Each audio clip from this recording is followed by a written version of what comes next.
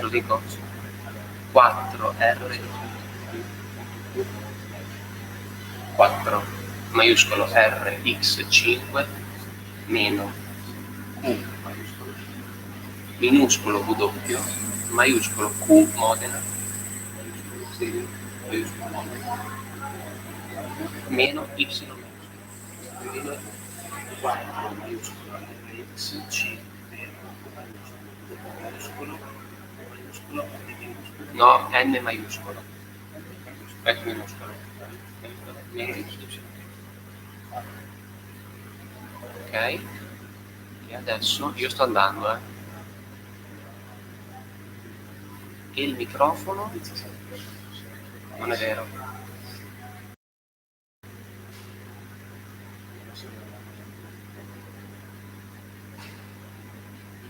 e perché questo qui non sta andando non vede niente e adesso vedo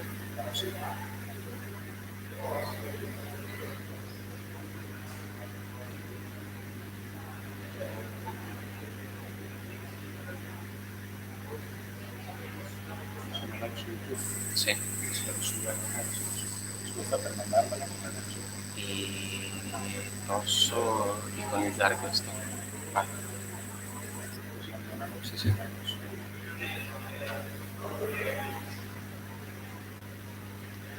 oh, mi dispiace sapere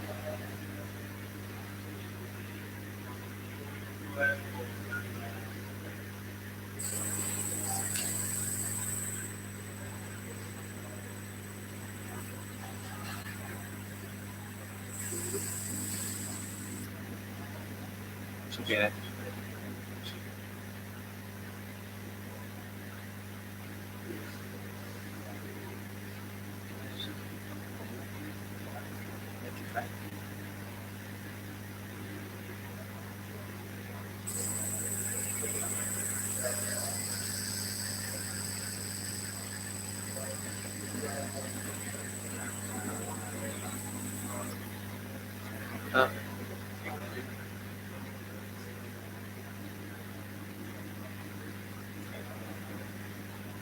Di presentazione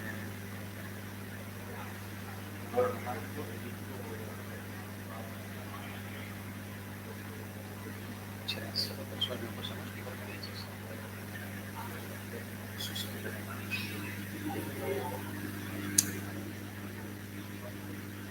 sì, forse sì. Dobbiamo fare questa cosa qui, no? E ascolta, mettono un mezzo, visto che tu lavori.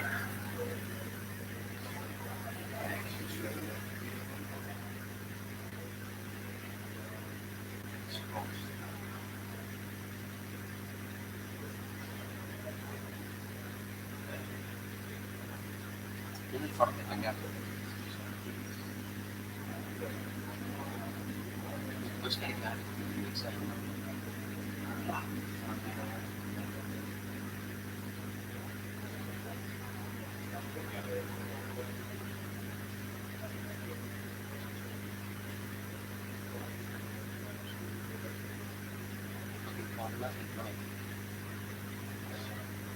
Quindi facessi scaricare in formato testo e fai il colla lì.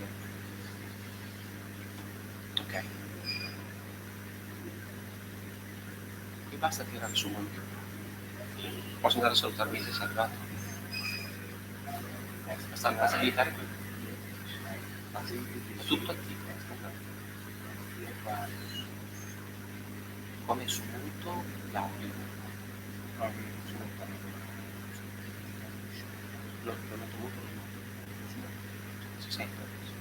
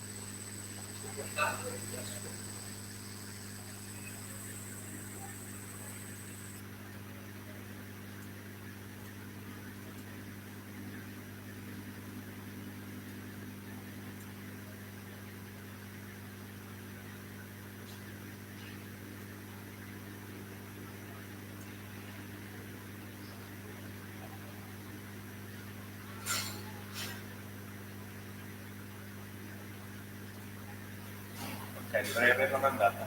A tutti già? Quindi a questo punto però se mettiamo la tua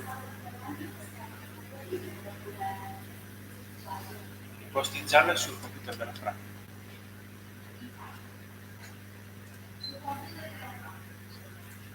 Poi riesca a regalo che faccio chiedere a copiare lì. Neanche la devo dire scegliere l'utile che così sono terribili. Li vuoi togliere? Ma sì, ne lasciamo due. Ma no, ma perché tu dai dell'acqua lì così? Ma no.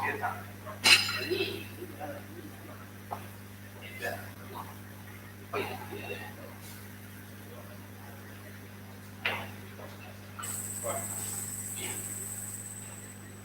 cioè, terribile. Non posso qui, guarda, sai dove? Questi, track, che qua, riesco con la 7, poi come si allora, siamo là, bravo, semplicemente tiri su qua. Ci sono i tipici momenti in cui tocchi il cavo e si rimane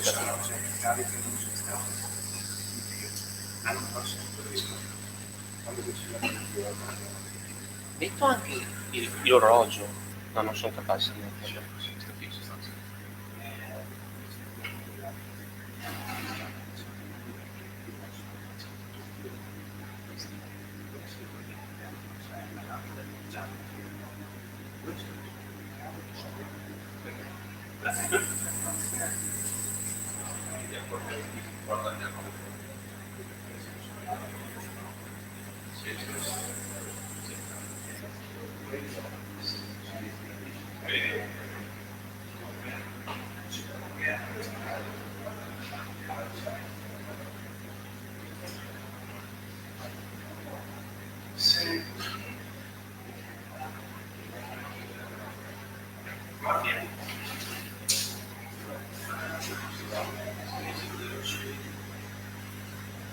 Hai detto che anche se io sono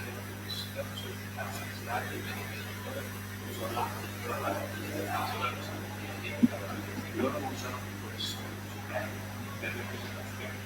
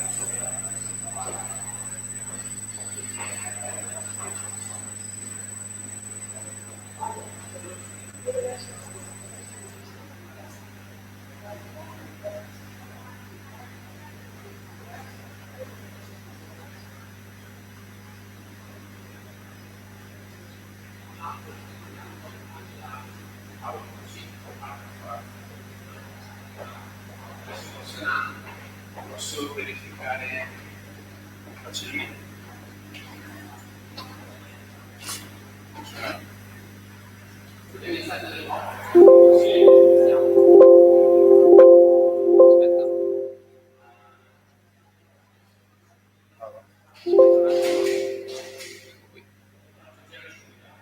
Ok, vai. Non sento niente. Non abbiamo guardato il live. Sì, io ho guardato la USB audio code e quello dell'interno.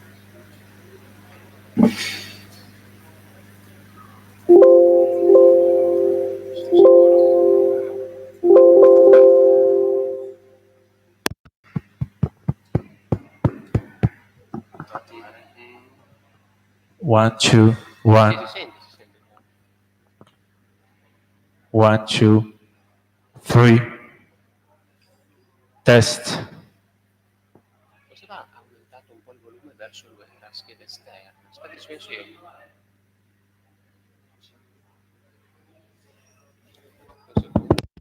Prova. Aspetta. Prova. Il focus? L'auto? Ma non facciamo le riprese. Dov'è la scheda focus? Quindi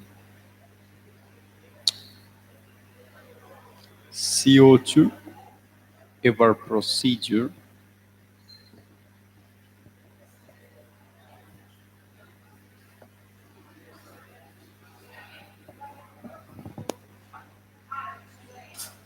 Ci mette a fuoco. Sì?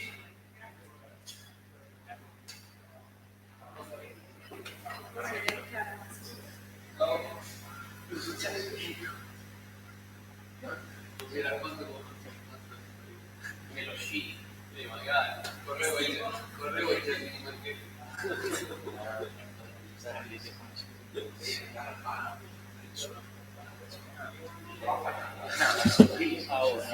non metto a fuoco. Domingo si mette a sedere là dopo? Cioè,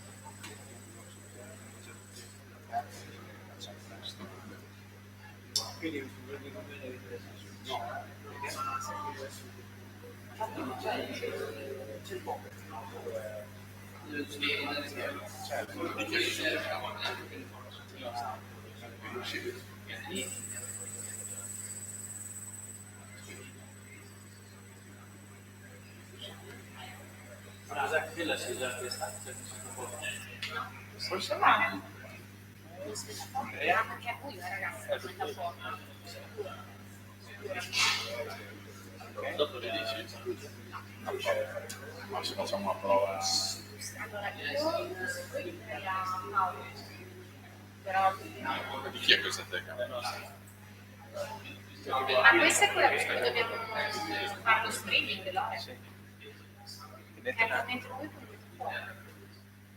Dopo di queste le luci vanno girate per accendere su di loro. Esatto, proviamo a fare una prova.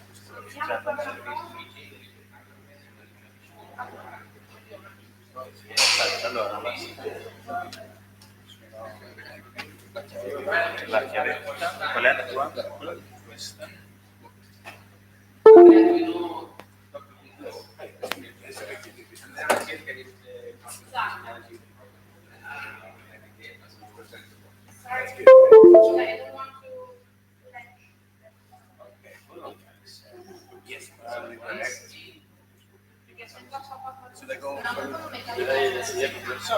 Com'è?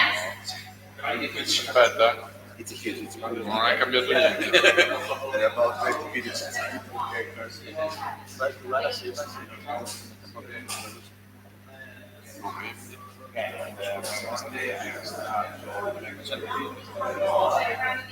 Okay, great. C'è un modo per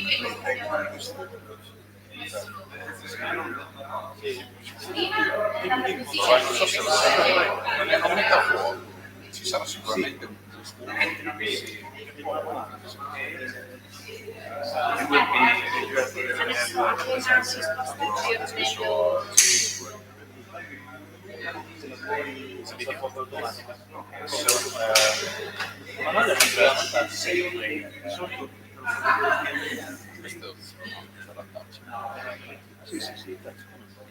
sulle cose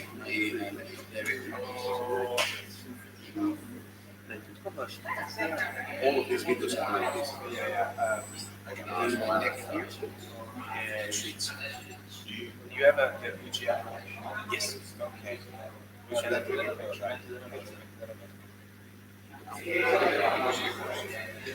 Allora c'è il superterreno, riusciamo a mettere a fuoco e spegnere accendi e c'è una vita, una domanda per mettere a fuoco. Spegnere accendi. No, in realtà non si può spegnere. Sì, in realtà può farlo. E non si vede se... Cioè, allora faccio vedere. Guarda, It is really unfair. Every time you're working with media, yes. And then I said, okay, I'm gonna do it for the first time, everything in it, and now you have something that you maybe I can download a quick player. Maybe it's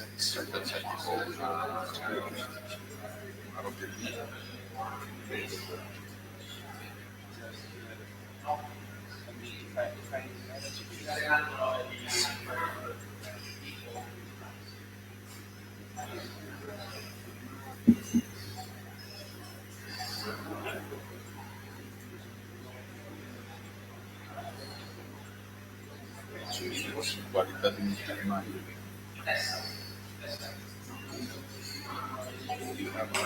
Non è meglio spirito.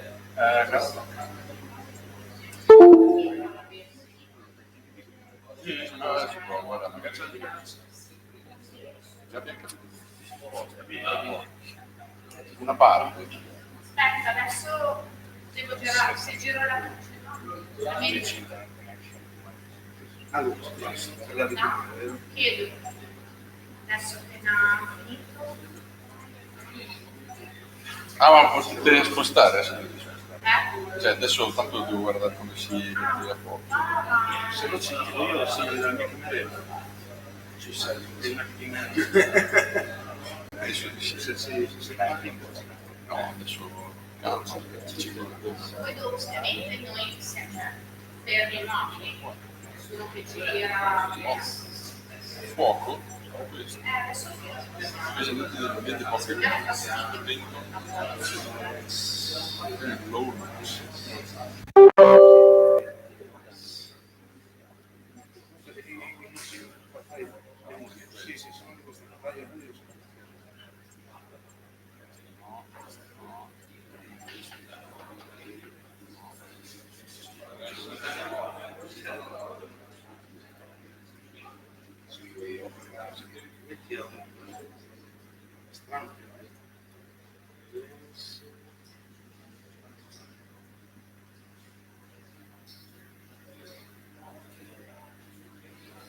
Allora, peggio la spostiamo più vicino. Ce la mettiamo lì. Adesso sarà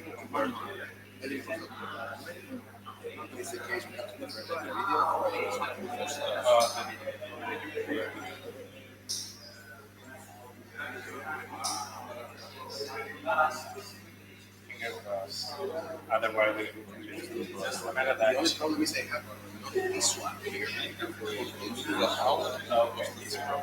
This problem. So we have that or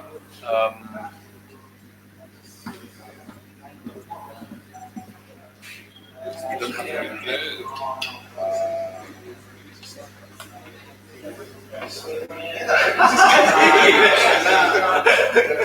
Ah, scusa Laura, aspetta. Aiuto.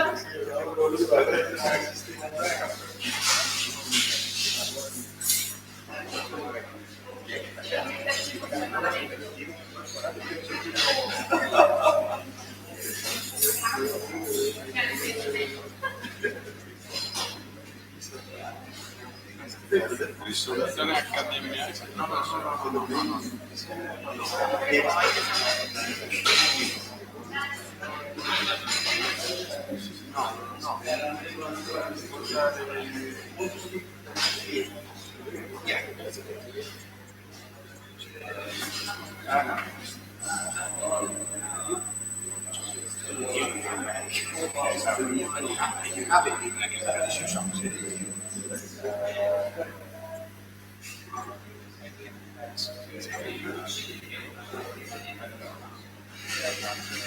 Questo era quello che va fatto. Però non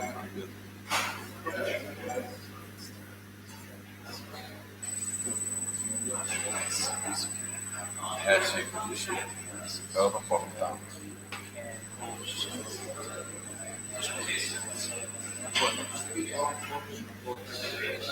Vabbè, sono mettere più vicino alla pezza la mettiamo a fuoco. Avete preso una sinarica all'interno Sì, quello è c'è qui.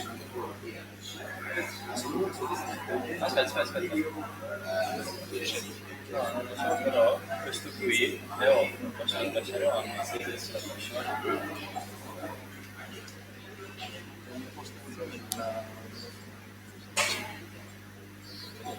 No, io non c'è già guardato.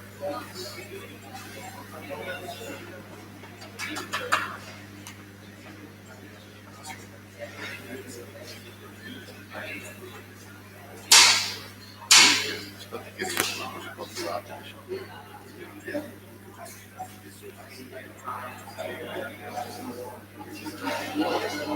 Ma questo No, la sinistra di mettere su questa. l'ho acceso. Sì, Non è cambiato niente. ma sono chiusi. Aspetta, scusa, prendi dietro.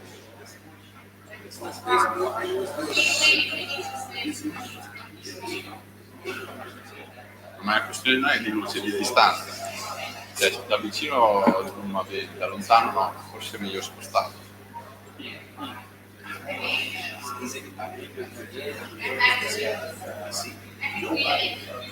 Là è meglio sicuro. Se no non si può usare questa. Secondo me sì. Non so, non ne ho più pallida idea, ma penso di sì. Qualcuno di voi ha un Mac? Io ho un Mac, però a casa. Ok, bene. Is running Yeah, it's okay. Is going on. Yeah, okay. Facciamo partire. Let's go. Switch.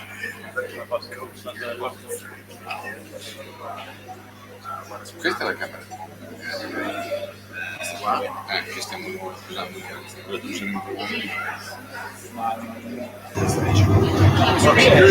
Teniamo fissa in un'inquadratura. Sì, ma questo qui era fatto per fare che parlava solo che non riesce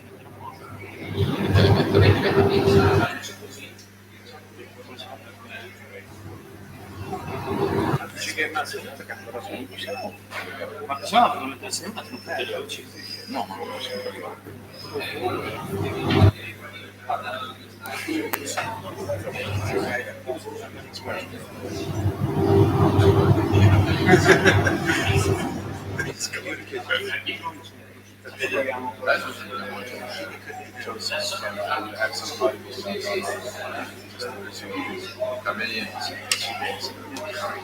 Se no, allarga. Thank you. Possiamo se no Lasciamo perdere, facciamo delle puntate. Secondo me, se anche sta un po' più lontana, mette comunque a fuoco. o la mettiamo Cioè, là. da tanto lontano Allora, o chiamiamo Lele e glielo chiediamo. Non mette a fuoco in generale? da tanto fino là no. Lontano. Però se lui successe qualcosa Cioè, se in piedi se qua, uno sta qui mette a fuoco. però mi uno sta là. però non può mettere tipo di Faccio. Alla fine faccio. Ma questa è quella dello streaming. Lo so. Cosa hai detto? Faccio. Ah, ma qua fuori. No, neanche lì. Neanche lì frente. Cioè non mette nessuno. cioè tipo a lui se lo mette a fuoco. Ma gli sta È attaccato. possibile fare la rotta. No, ci siamo. Ah, non c'è mai stato male avere uno di questi. Mette a fuoco. Sì, quello lì lo stacchi, non c'è l'allenatore, la capitale. Così sembra fuoco. Sì, ma devi... Sì, vogliamo provare. Però ascolta, me la Non so se ci sono dei casini dopo. Lei non risponde. Però ascolta, me la disposizione. No. Quindi, Tanto proviamo questo, così abbiamo il piano B. Sai chiamato in una capitale, quello lì. Ma è che quello mi sa che è da configurare, secondo me... Non lo so. Cosa dite voi? Acquisire quello secondo voi è possibile? No, sarebbe da modificare qualcosa su OneView. Acquisire quello. Che quello lì non lo sappiamo usare purtroppo, cioè non è roba nostra. Cioè non so che configurazioni ci sono, né se quella è collegata a esterno. È quello che prova a fare una registrazione. Adesso perché non vorrei toccare. Però questo qua finisce su computer. Era quello che era collegato. Infatti forse la cucina se è il telefono contario. Probabilmente Si siede. Adesso Si siede e adesso si va davanti. In modo che fa tutto. è perché potrebbe essere anche una questione informatica. Sì, ma guarda adesso. chi è Dario? Se noi attacchiamo il cavo che era collegato a questa telecamera, se va bene o no? L'avevo appoggiata qua. No. Ah no, aspetta, guarda, l'ho appoggiata. Ho capito, ma non lo troviamo. Ti posso un attimo aiutare, perché non ho capito così stamattina. Da? Allora, ascolta, se invece di qualche impostazione su OneView, Lui ha provato a collegare la telecamera sua qui, non so se vogliamo fare una prova. Sì. Facciamo una prova. Aspetta che facciamo una prova. Posso? Vado, faccio una prova.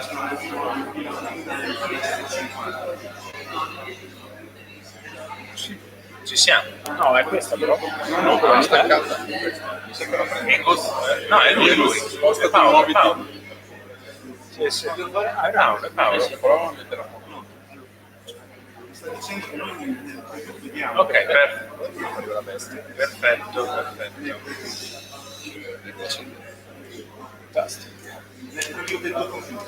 Gli mando il video. Ma chi è questo? È Dario. Fai un video, clicca sul rosso. Ciao Dario. No, bene. Mingus. Mingus. Mingus. Mettiti lì, muoviti un attimo.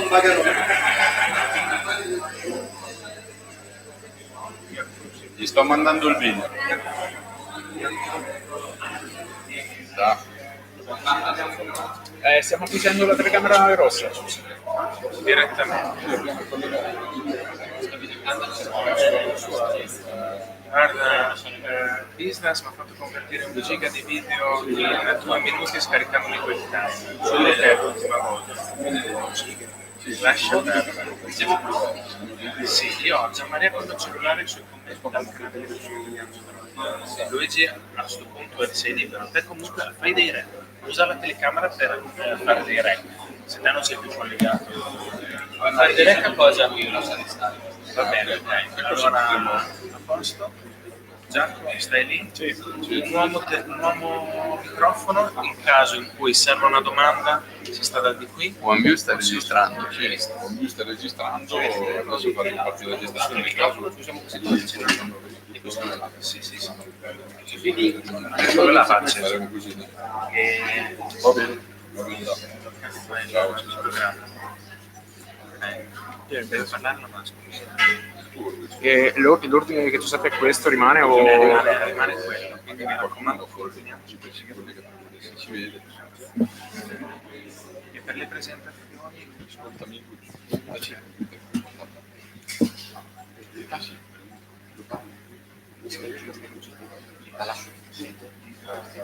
della sala, valuta solo di lasciare quelle. No, se va là. Come? Sì.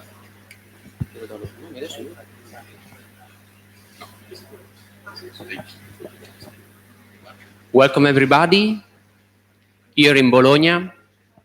I'm really proud to introduce this meeting that close our fourth annual meeting of Angiodroid. As we started thinking to this event, it was like a dream to have the chance to be here, and many thanks to Professor Gargiulo that accepted my idea to invite this faculty, and we are talking about some of the most well-known and famous vascular surgeons in Europe, but not only in Europe. The starting idea is that when we started the Angiodroid project 5 years ago, it was quite difficult to convince doctors to use carbon dioxide instead of iodine for angiography. Today, we have more than 350 centers worldwide. My idea and our target is to exceed 500 centers active within the end of the year. So what our customers are asking to us today is what about the guideline? What about the standard parameters? What about defining the standard clinical practice relating to these procedures? So we are trying to facilitate this kind of clinical experiences. And today we will assist to the roundtable about the CO2 EVAR study that started thanks to an idea of Theo Bisdas and Mauro Gargiuli in the beginning, and have been developed by this team in the last months. And today it becomes reality. So thank you so much for being here, really. And I give the microphone to Professor Gargiulo for introducing the meeting. Thank you so much.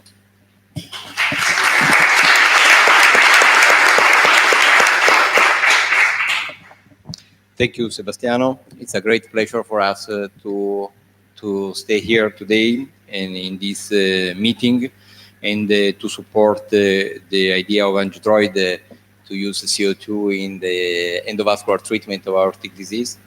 And we totally agree with you that we don't have now protocols, and then we need, and this is the rationale of this registry, the European registry, and we have a great pleasure to have here Professor Tosello, Professor Bisdas, Professor Diaz to collaborate with us for this prospective registry. Then today is probably the first data regarding the experience that we had with CO2 in EVAR and in FEVAR, and we want to define according with the speakers about the new protocol that we will start in a few days in Europe. Then it is my pleasure now to introduce Professor Fagioli, that is a Professor of Vascular Surgery in the University of Bologna. And then after that, we will start with the first speaker. Please, Gianluca. Thank you, Mauro, and thank you, everybody, to be here with us. I think it's a great occasion for talking and discussing about this novel technique, which is really something new for us, dealing with vascular disease every day. We have a real enthusiasm in doing this procedure with this system, and thanks also to Sebastiano to have introduced us to this system. I think is a great opportunity, not only for us, but also for the patients to have all the endovascular procedure without the harm of nephrotoxic iodine agents. So I don't want to take any more time from the presentation of all our colleagues. Is my welcome also not only from Mauro, but also from myself to all the distinguished faculty. And I will give back the microphone to Mauro to introduce our first speaker. Then we will start first with the Bologna experience regarding the use of CO2 in the endovascular treatment of aortic repair. According with the words of Gianluca, we started 2 years ago with this hypothesis, and Chiara Mascoli published 2 papers regarding our first and the preliminary results about the use of CO2 in the EVAR. Then it's my pleasure to introduce Chiara, that work in our team, that will speak about the state of the art of use of CO2 in EVAR. I give you the microphone, and you have the... Okay. Ok, sì, penso che prova a parlare. Sì.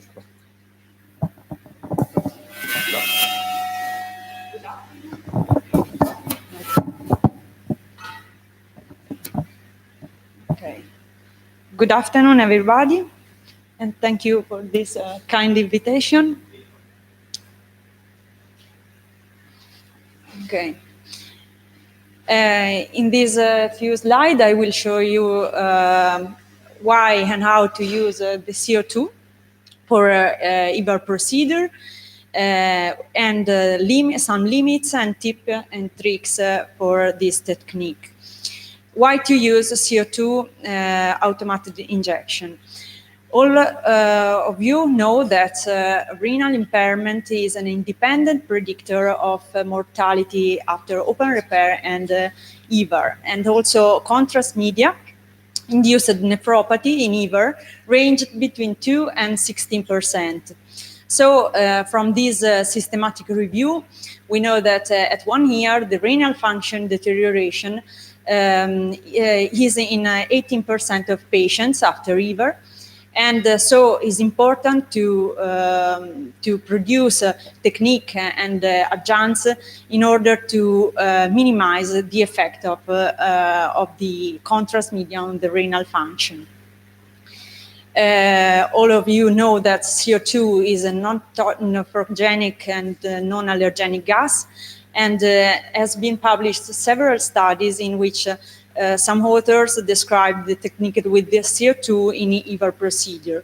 But in all these studies, the CO2 has been used with a manual injection and no standardized automatic injection protocol have been described so far.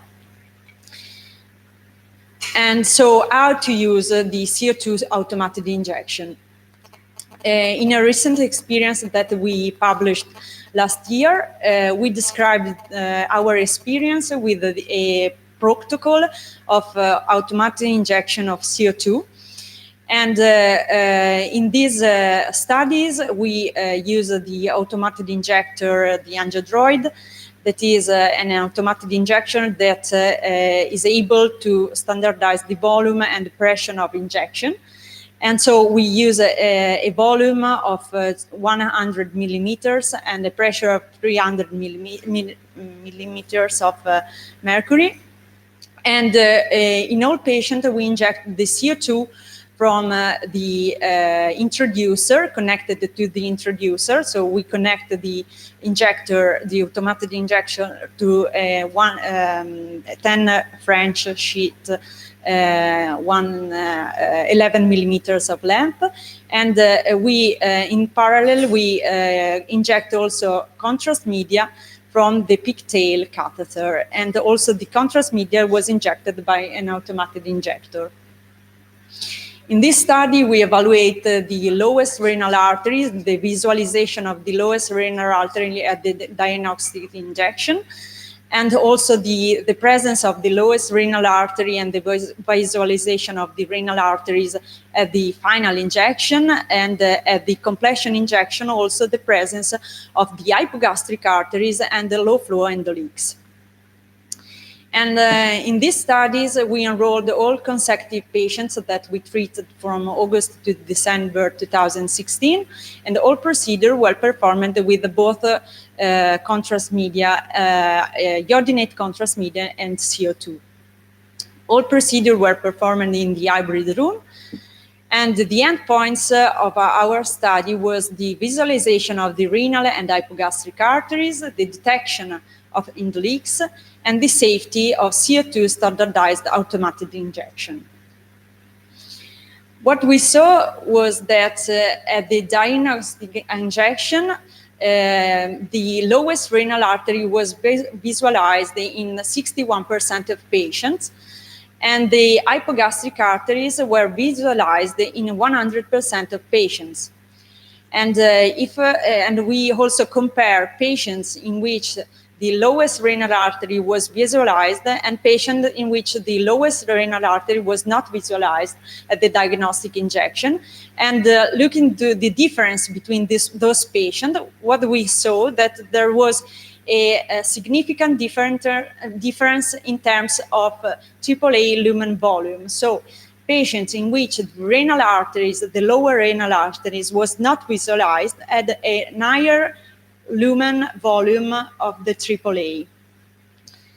Also, what we saw was that in patients with the CO2 at the final injection, we saw a higher number of low flow endoleaks instead of using iodinate contrast media. And in another papers that we published the last years, also we compare these two type of contrast media for the visualization of low flow endoleaks. And what we saw with the standard diagnostic method for the detection of low flow endoleak, that is contrast enhanced ultrasound. And what we saw was that the CO2 had a higher sensibility instead of iodinate contrast media for the visualization of the type 2 endoleaks, because the CO2 had a substantial agreement with the contrast enhanced ultrasound for the visualization of the type 2 endoleak instead of contrast media, iodinate contrast media that had a poor agreement with contrast enhanced ultrasound. So in conclusion, I'm sorry, and as regards adverse events, we reported in 3 patients a severe hypotension during the procedure, and in 2 of those patients that were in local regional anesthesia, also there was nausea and vomiting, and all the symptoms solved spontaneously after the procedure. So we didn't report a serious adverse event. In conclusion, this procedure, automatic injection with the CO2 for EVAR, was a safe procedure, has an excellent result as regards the hypogastric visualization and also type 2 endoleak detection, but could be implemented for the visualization of the renal arteries. To speak about limits, we know that it is a gas, and we can have some artifacts also from the bowel gas. And to reduce these artifacts, we can use some expedients, to avoid fruit and vegetable in the 4 days before the procedure, and also to use vegetal carbon before the procedure, and to administrate to the patient 2 cups of vegetal carbons for 3 days before the procedure. And also, there is also another limits that is due to the type of the contrast media. The contrast media, the CO2 is a gas. It is a floating gas, and the position of the gas in the vessel is in the higher parts. So it is important to remember this for the visualization of the vessels that comes from the aorta, because if the renal arteries comes from the posterior sides, you can have some difficulty to see the arteries because of this position of the gas. As in this case, in which we can see in a good visualization the right renal arteries, but we didn't see the left renal arteries for the posterior position. And so in this case, we can have some adjuncts. We can do a preoperative planning using the bone landmarks. And we, as in this case, we can see, according to the bone landmarks, the position of the renal arteries, like gastric arteries, and aortic bifurcation. And if we know where is the lowest renal arteries, we can go through the procedure, positioning, advancing the graft at the position of the lowest renal artery according to the bone landmarks. And when we release the graft, before releasing the graft, we can check it with a low dose of contrast media the position of the renal arteries. And also we can use the diffusion imaging in the hybrid room to better visualize the renal arteries and to reduce the amount of contrast media, as in this case. And also we can, in our earliest experience, last experience, sorry, we are using the injection of the CO2 from the pigtail catheter using this connection. And from the pigtail catheter, we can release a dose of CO2, and we can see the renal arteries, but we can better visualize the renal arteries if we can first release the first stent graft of the endograft, and opening the first stent graft, we can do a second injection, and after that, probably reducing the volume of the aorta, we can better visualize the renal artery, and we can position the graft in a precise location, lower than just low to the lowest renal artery. So in conclusion, it's important for good use of this procedure, is important the patient selection, the patient preparation, the preoperative planning, and also to standardize protocol with an automated system using from 300 to 500 of pressure and the volume from 80 to 100 millimeters. Thank you.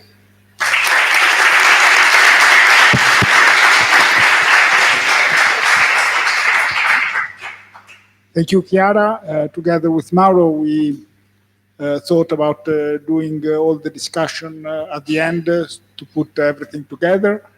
And now it's my pleasure to introduce Enrico Gallito, who is one of our staff surgeon, particularly interested in endovascular and complex endovascular procedure. Please, Enrico. Good afternoon, everybody. Moving on about the CO2 angiography in fever, we want to underline that according with our personal experience and also according with the literature results, one of the critical issue of the postoperative course of these patients is the quite high range of renal function worsening after this procedure, that range between 10 and 20%, according with the primary aneurysm location of patients. The cause of this renal function impairment is multi-reasonal, but one of the points that we can manage is the amount of contrast media that we inject during our procedure.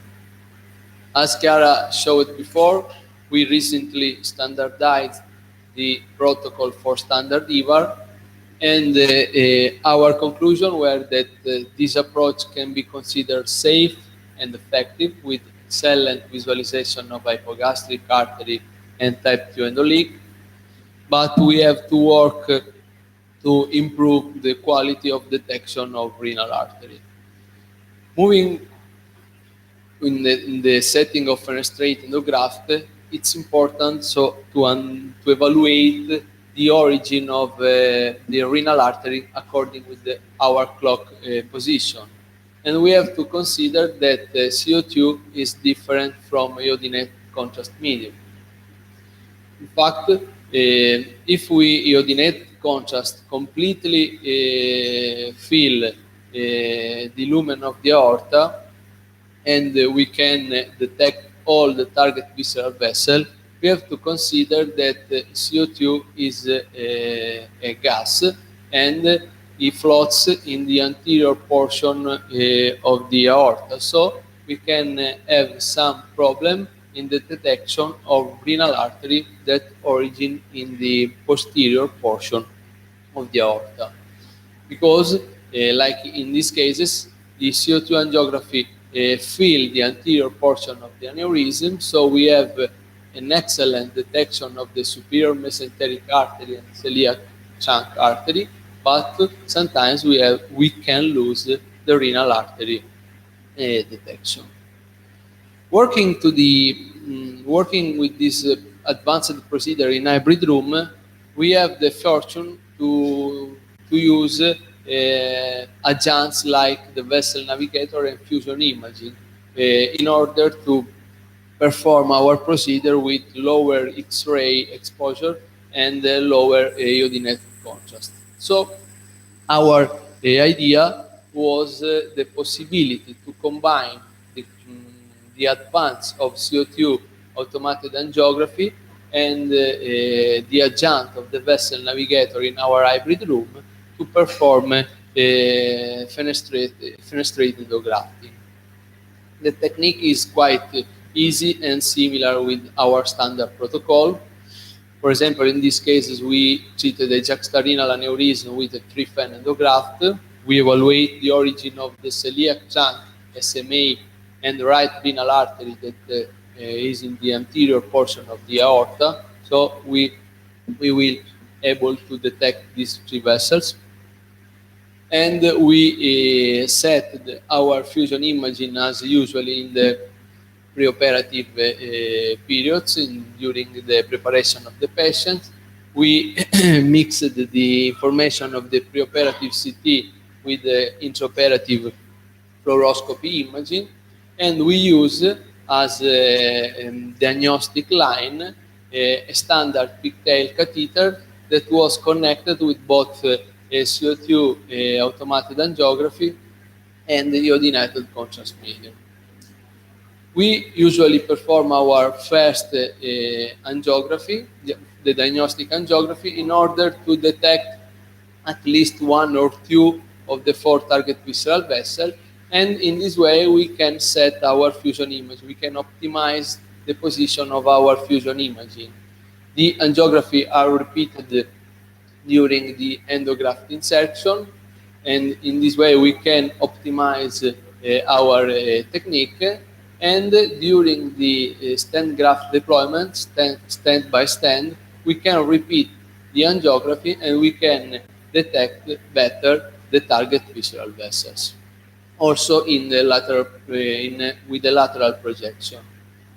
So we can proceed with the standard technique with the cannulation of all target visceral vessels.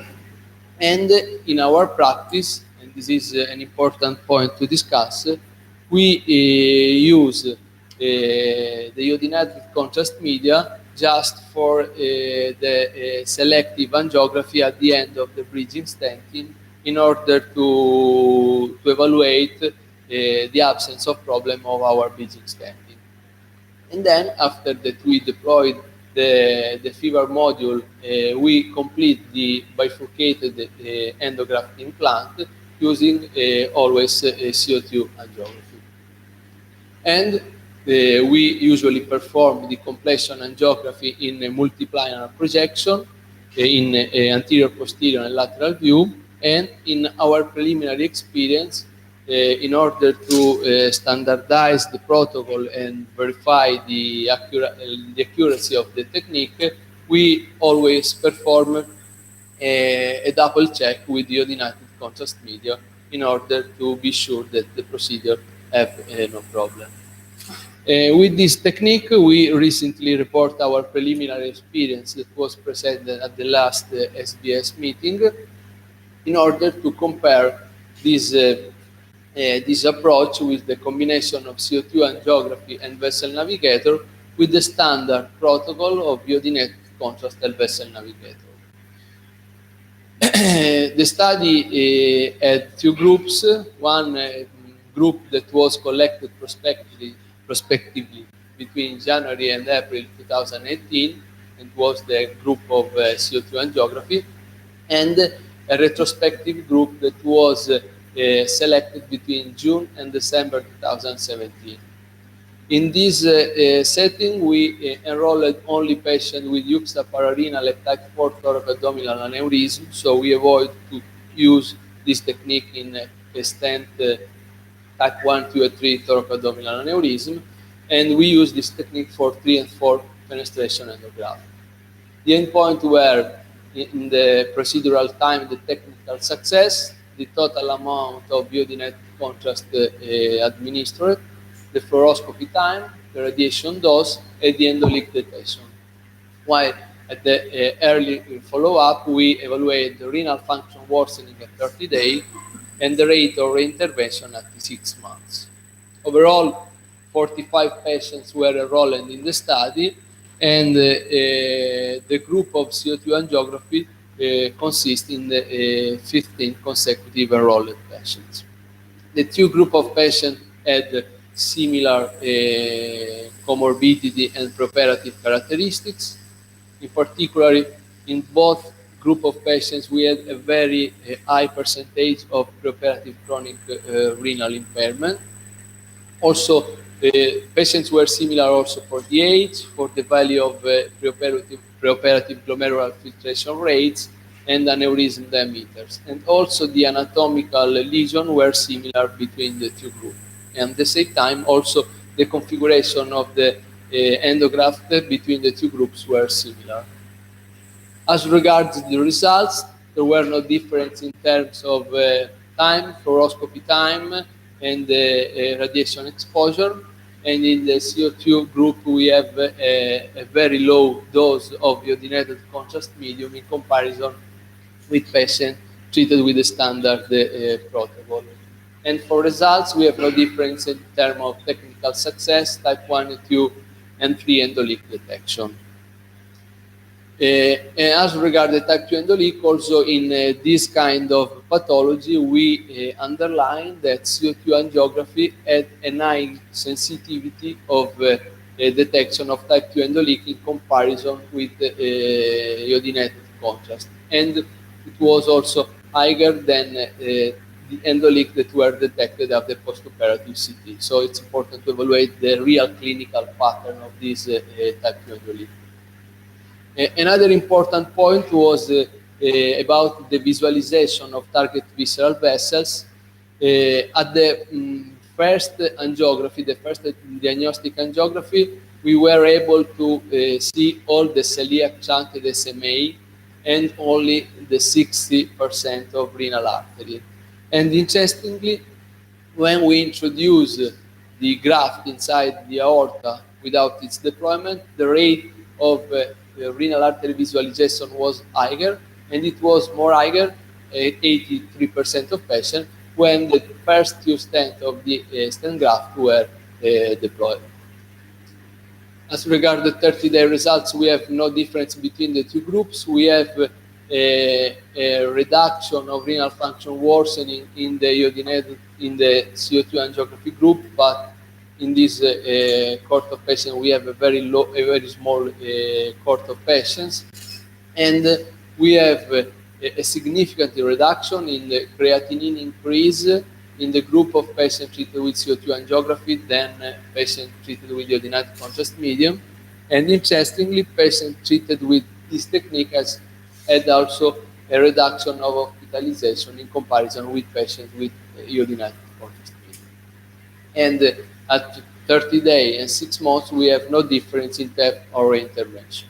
So this is only a preliminary experience, but it can be useful to underline that also in fenestrate endograft, the CO2 angiography can be considered safe and effective, with technical success comparable with the standard procedural technique, without severe increase in time in terms of radiation and procedural time. And also results at 6 months are satisfactory, but we have to learn more during follow-up. Thank you.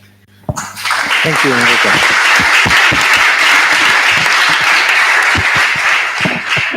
Thank you, Enrico, for your presentation. And then it's my pleasure to introduce Professor Theo Bisdas that will speak about CO2 in a branch EVAR. It's a pleasure not only because Theo is a friend, but even because Theo was with us, the physician that defined the registry and the protocol. And then I thank you a lot for your involvement and involvement of the group of Giovanni Torsello in Munster. Then it's a great pleasure to have you here, and we want to know your experience with the branch, because we don't have experience about this. Then we think that is another very important point in our patients with abdominal aortic disease. Please, Steve. Thank you very much, Sebastiano. Thank you also for the kind invitation. I think the branch endograft is the good indication for CO2, and I will explain you this by presenting you two cases that we have done in Athens a few weeks ago. The first case is an 80-year-old female. She was for tourism in Greece in a nice island, as always, and then she had an acute abdominal pain.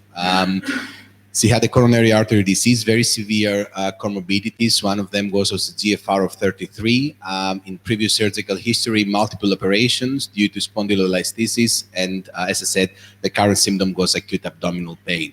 So in the CT scan that we have done, first we thought it was a pancreatitis. Then we checked all the laboratory and clinical examinations that you have to do in such cases.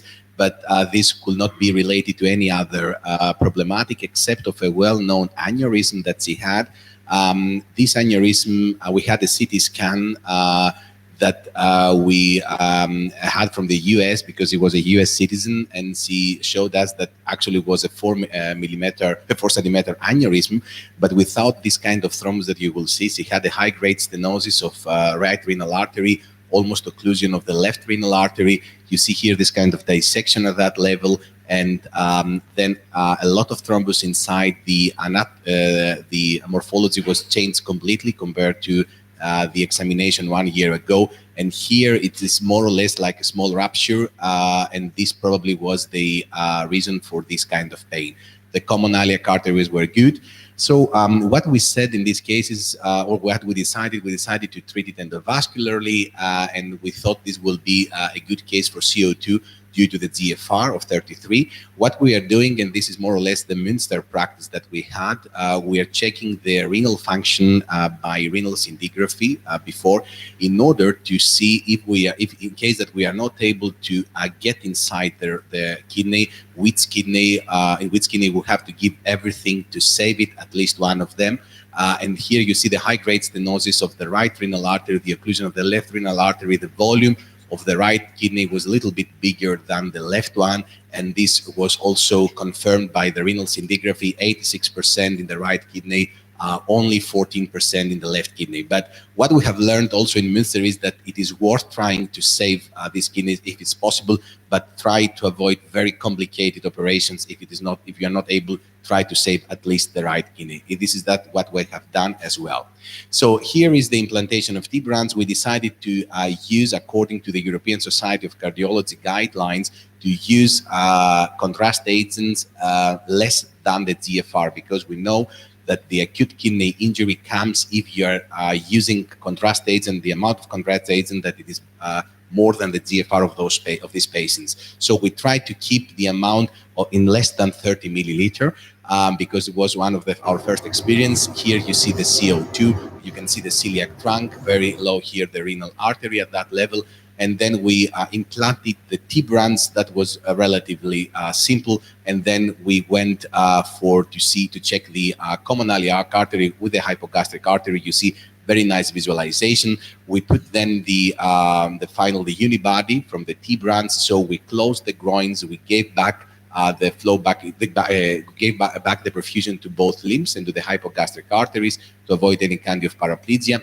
And now comes the nice thing. Because you have already now implanted your T-brands inside the aorta, the space that you have for using the CO2, it's really limited. That means you have a very good visualization now, very similar to the technique from Bologna, that they're opening the stent graft and then they are giving the CO2. The same thing is also for the T-brands. And this allows a very good visualization of the SMA and the celiac trunk here. You see here the median arcuate ligament is causing more or less a small stenosis at that level.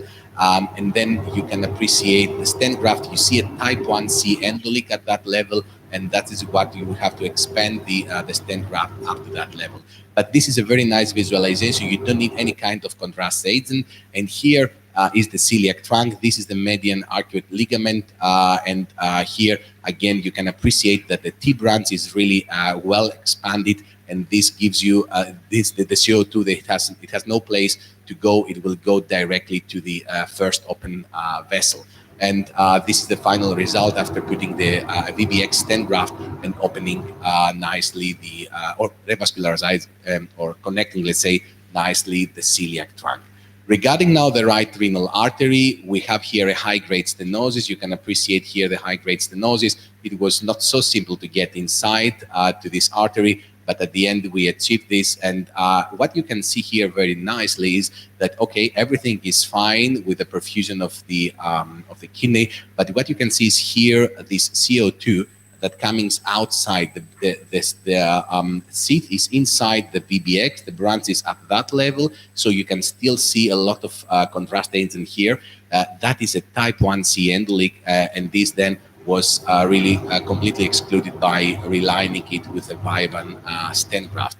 That means that the CO2 can give you such nice information. Then we went to the left renal artery. Again here, this occlusion that you can see in the CT scan, it is a high-grade stenosis with the CO2 due to the viscosity of this of the CO2. So we were able to get inside, and then we put in the VBX, and we could open it nicely.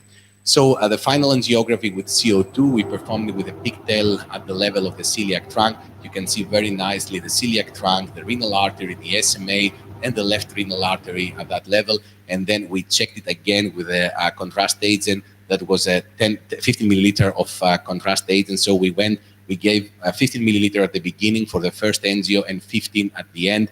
Or the rest of the procedure was done only by CO2 with a very nice result. Another case that I would like to show you, that was a case that we had to perform, that he had this patient, 70 years old female. She had a previous thoracic aortic aneurysm that was treated with TEVAR 2 years ago. Then she had a paraparesis at that time after the TEVAR that was lasted about only 2 days. She came to our department in Athens for an open further endovascular repair of the thoracoabdominal aortic aneurysms. We did it 8 weeks ago, but due to the fact that we had the paraparesis after TEVAR, we decided to leave an open branch. Moreover, we had a small complications. He had a very small diameter of the left axillary artery, so we had to do a petsplasty during this operation with the T branch. This is the result after the T branch, and we have left open the branch for the celiac trunk. She had no CKD, but she underwent the angio-CT 4 weeks after the T branch implantation, so we decided to reduce as much as possible the exposure to iodine. Here the challenges were that we had a very small axillary artery that was treated with petsplasty. We didn't want to go again through the same artery. Increased amount of iodine during the last month and increased the risk of paraparesis. I would like to show you a very nice technique. That is that you can put the stent grafts through a transfemoral approach. This is the technique. You're taking a steerable seat. This is a Fustar 10 Friends from LifeTech, and you put here a nice balloon. What you are doing now, you're pulling back the balloon, and by this maneuver, the seat is getting inside the branch very nicely. You can see here we have used some extra sensors to check about paraplegia and the perfusion of the paravertebral muscles. And at the end, we didn't use any kind of contrast agent. We were able to do the CO2 directly from the steerable seat. And then what we have done, we closed, again, here is 2 different views of the celiac artery, a very nice visualization of the artery, and then we closed temporarily the celiac trunk and the celiac artery. We used the SAP and MEP, and due to the normal response 10 minutes after this temporary occlusion, we decided to go and to close that directly. The stent graft here is the stent graft from the celiac, for the branch of the celiac artery. And then just to be sure that everything is fine, we did the completion angiography with contrast agent, again, 15 milliliter. So in summary, ladies and gentlemen, the CO2 for complex aortic aneurysm repair is a safe method with a really excellent visualization. The advantage is that if you're implanting the multi-branch endograft, allows very good visualization due to the limited space between the stent graft and the branches. Moreover, compared to the fenestrated devices, here you are more liberal by putting the branches above the target vessels, because you never look to be really directly above. You have really enough space to work and to get from the branches into the target vessels. It requires very low volumes. It is, however, it is important to avoid air contamination because now you have organs like pancreas, like the bowel, so you have to be careful. It is ideal for patients with CKD. And in my opinion, if you have very challenging cases that you need to use a lot of iodinated contrast agent, it could be a very complementary approach. Thank you very much for your attention.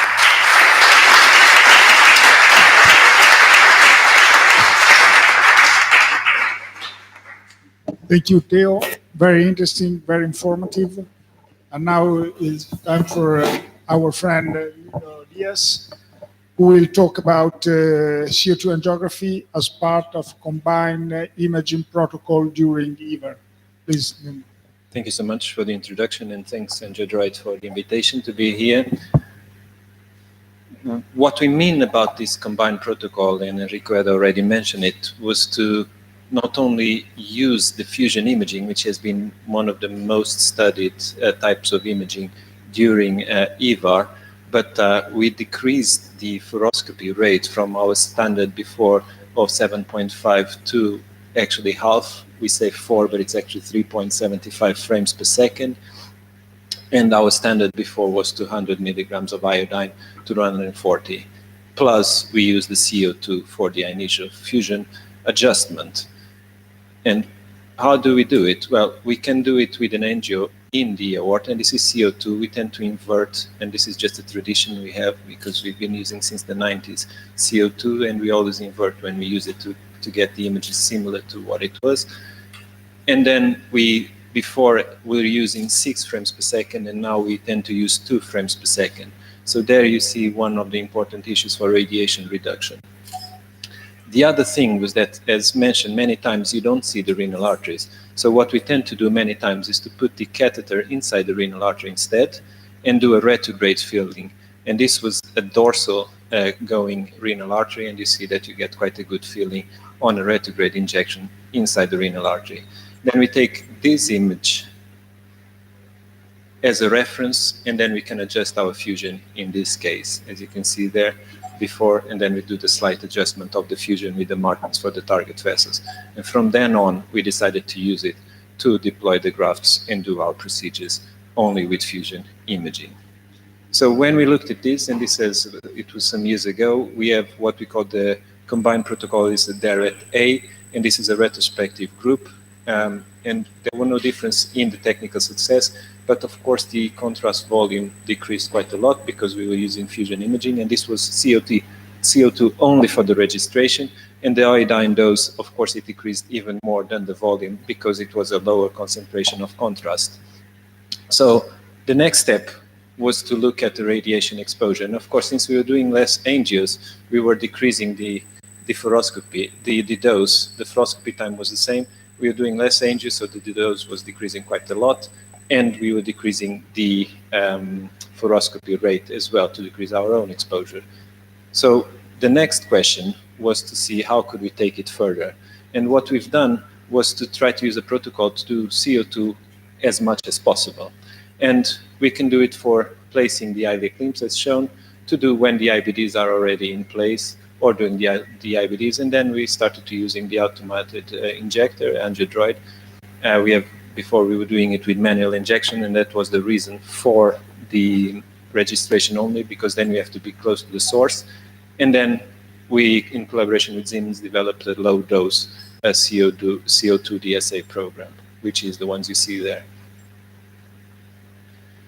And we tend to use it even when controlling the target vessels in FEVAR, for instance, as you see there, not only when placing the target vessels, but also when doing the control. And here from Bologna, we've tried to use it distally from below. And the control, at least the distal infrarenal part, you can control. The visceral part, it's sometimes difficult. So we use it as a complement, and we always do a completion with iodine. How did we do this? Well, this is our experience with that protocol whenever possible. It's now 126 patients, as you can see there, and quite a big mixture. And this includes when we started to use it as much as possible with iodine. And then we try to look now into when we use the amount of CO2 series. And this is the number of CO2 series. It's in a median of 5. And then we try to look at what we call the CO2 per default. And this is only preliminary data. It's about half of the patients have been with more than half of the DSAs have been with CO2.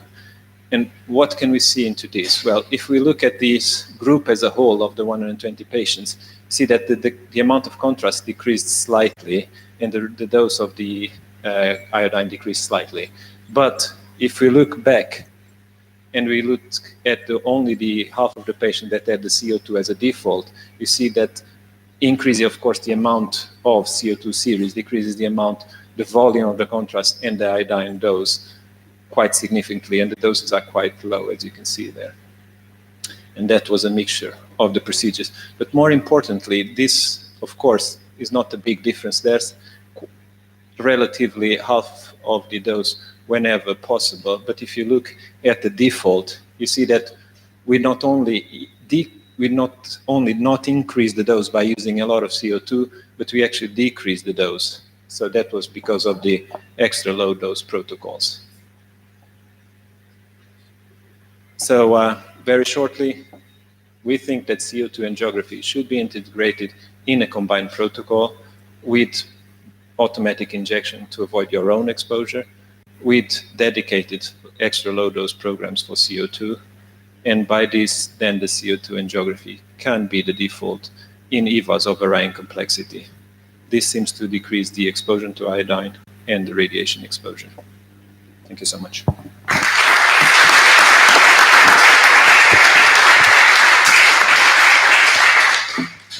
Thanks, Nuno. I think that in the discussion we will speak about the intra-arterial injection of CO2 in renal to define how it's possible your pressure, your amount of CO2. Then we want to define with you even this opportunity. Then the last presentation, the speaker is Andrea Vacirca. Andrea is he works in our center, and he will follow the registry, the European registry, and then Andrea will define with us probably today the future of this European registry according with the suggestion of Professor Torsello, Professor Diaz, and Professor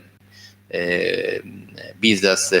And we have at the end of this afternoon to have the final protocol for the European centers. Then thank you, Andrea. You can present us the protocol, please.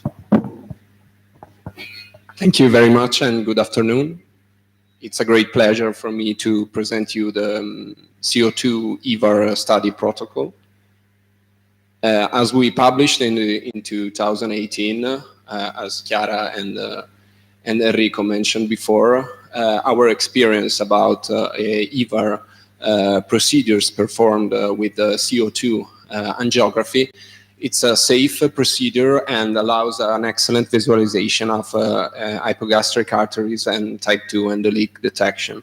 However, this experience is limited in one center and with few patients, so we need to improve and to validate our results with more patients and more experiences around Europe.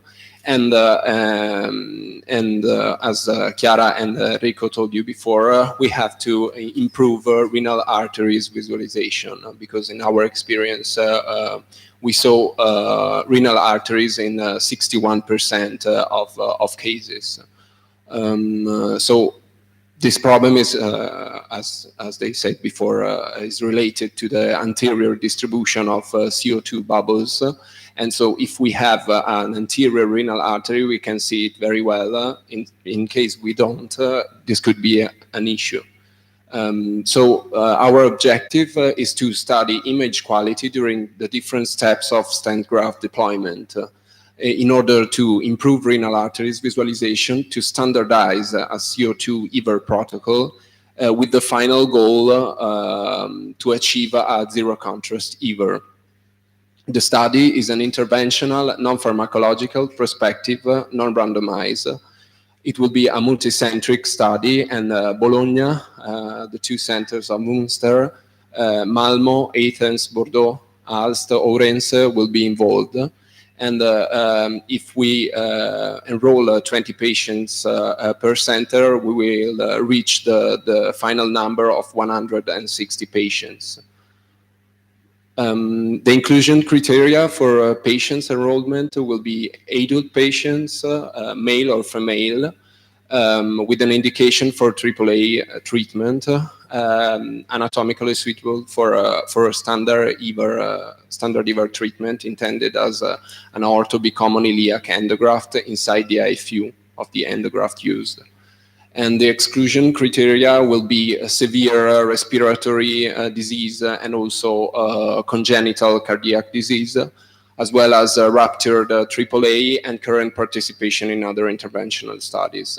For patients enrollment, we will need 2 informed consent forms, one for the participation to the study and another one for personal data treatment. Thanks to Angiodroid, we will collect data using a Google form, which is a very easy platform to collect data, also in a multicentric setting. And it's an easy way also to convert the data in an Excel file and to analyze the data. Let's move to the operative protocol, which will be divided in 4 main steps. And we would like to discuss these steps with you in order to achieve a good efficacy of this protocol. The first step will be detection of renal arteries with no endograft inside the aorta. We will insert bilaterally 2 show introducer sheets, and then we will advance a pigtail in one side between renal arteries and SMA. Then we will perform 4 CO2 injections. The first 2 will be from the pigtail, and the third and the fourth will be from the introducer, 10 French, 11 length, so a short 10 French introducer sheath.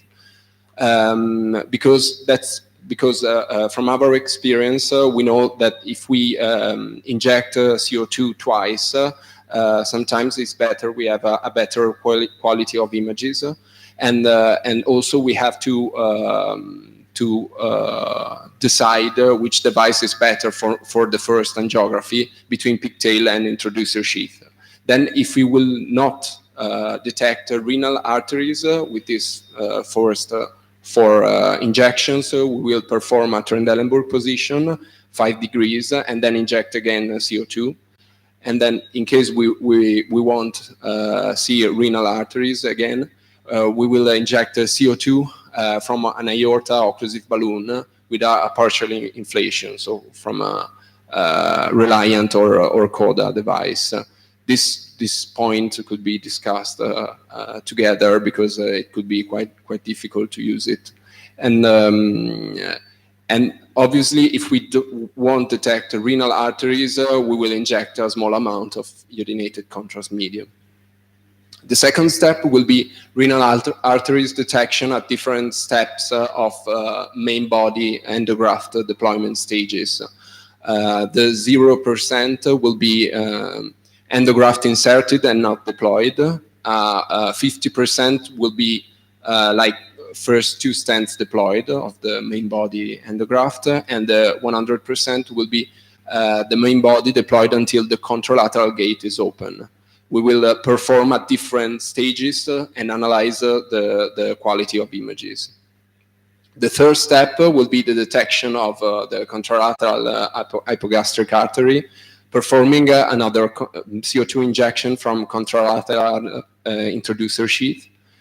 And then the final step will be at the end of the EVAR implant. We will perform another CO2 injection from a pigtail or from an introducer sheath in order to visualize the renal arteries and analyze the visualization of hypogastric arteries and embolic detection. Our primary endpoint will be the technical success in terms of renal and hypogastric arteries visualization with CO2. And then we will have secondary endpoints like the analysis of image quality and also endoleak detection and also the amount of CO2 used at each deployment stage.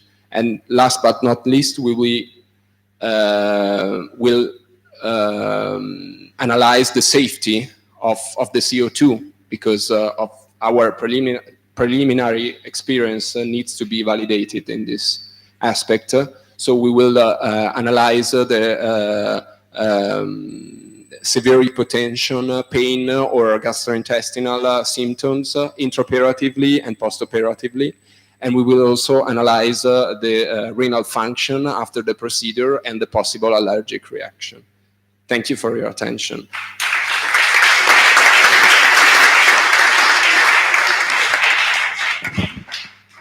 Thank you, Andrea. I think that we need to open the discussion for all the presentation and in the last regarding the protocol. And I think I can introduce for discussion Professor Torsello. Could you start with the discussion, please, Giovanni? Oh, yes, thank you so much, and thank you for the kind invitation to come to Bologna and to see Italy again, especially Bologna. Bologna, as I was a student, a young guy, was the center of our ideal Italy. And not only because of tortellini and good meals, but also for the enormous culture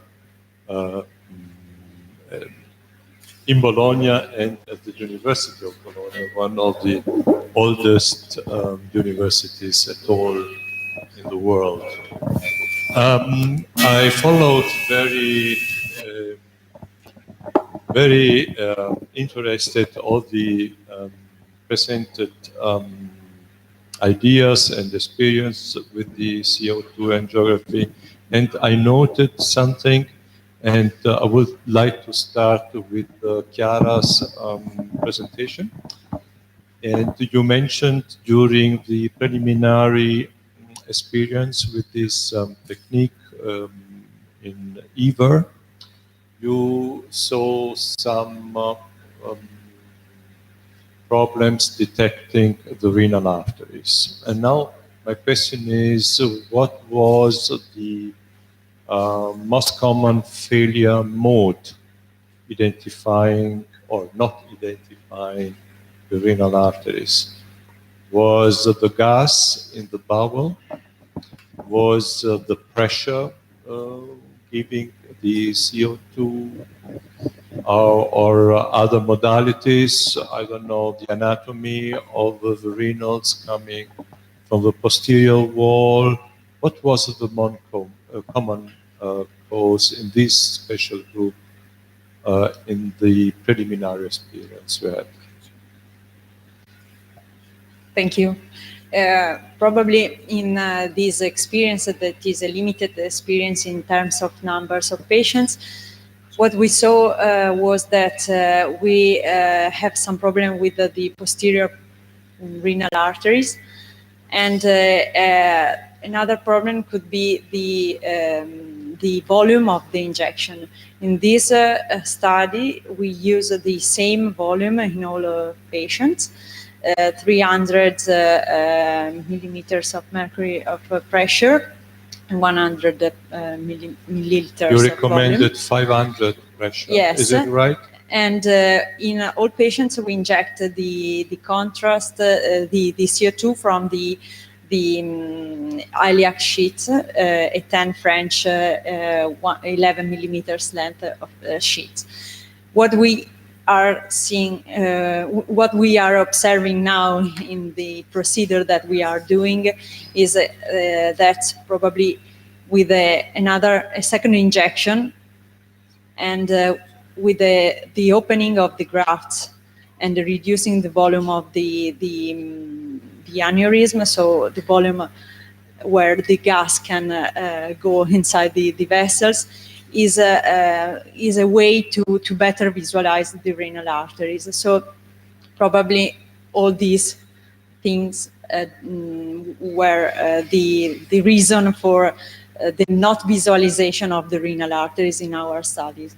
So I think in the next future with the registry maybe is the way to identify the better a better protocol of injection for the renal arteries visualization. Would the increased pressure for the registry increase also the rate of systemic complications like vomiting or hypertension and so on? What do you think? Well, what is not your opinion, but everybody's?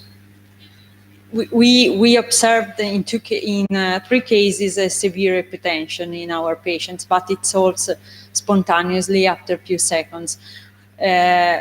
What we also observed that it was in patient in local regional anesthesia, and maybe they can have more symptoms, or we can observe more symptoms in those patients. I don't know if someone want to increase my... No, as I told you in the last slide, I think we have to validate the safety of the CO2 because we will inject 7 or 8 times CO2 during the procedures. So I think we have to validate if it's safe or not for in terms of systemic problems and also gastrointestinal symptoms. So we will analyze it. It's a very important point. So now I am the oldest here in the room, so I am allowed also to make some critical, to address some critical points, especially for your people, Sebastiano, who has to sell the system everywhere in the world. I heard in Asia and also in America, South America, and so on and so on.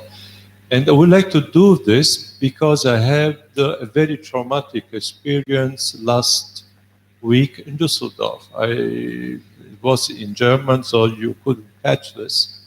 And our best collaborator in Münster, Dr. Stavroulakis, pointed out the advantages of CO2 angiography in patients with CLI, which is extremely important because the rate of renal deterioration or impairment in CLI patients is very high. So a lot of patients had a creatinine level of 2 or more, and they have to be treated.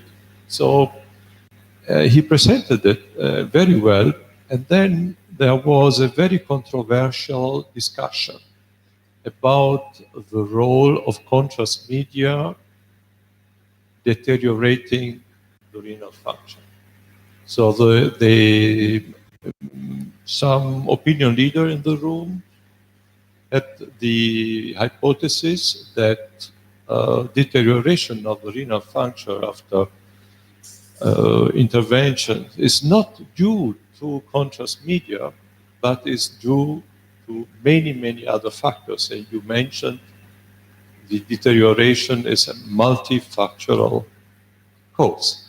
So what is the evidence we have that contrast, the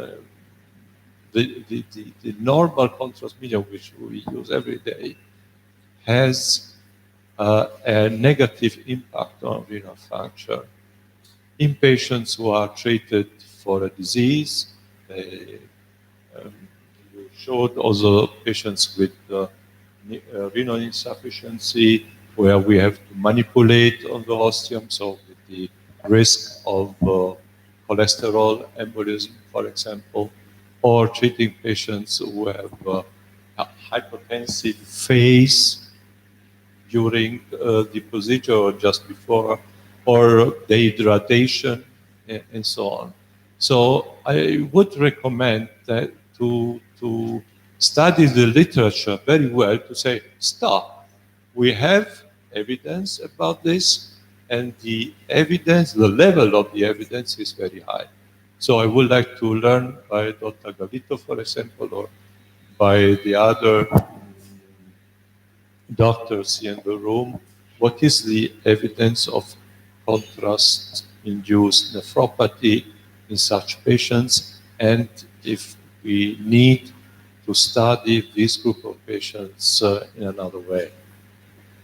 I totally agree with your suggestion that it's very important to define the real cause of the post-operative renal failure after this advanced procedure.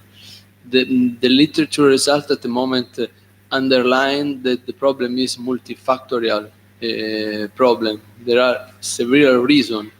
The first one is the preoperative chronic renal impairment, the manipulation with embolization, the diabetes of the patient, the preoperative diabetes, and the literature results are very heterogeneous. If we look the literature of about fenestrate endograft, we can underline that the acute renal failure after this procedure ranges between some study that report 5% and 30%, but we have no information, direct information of the real cause.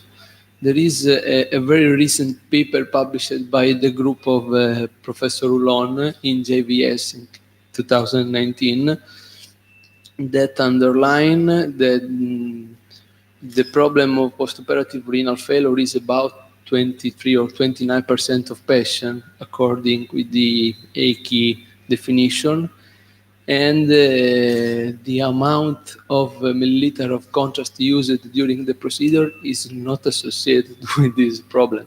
So your observation is a real critic of all the discussion.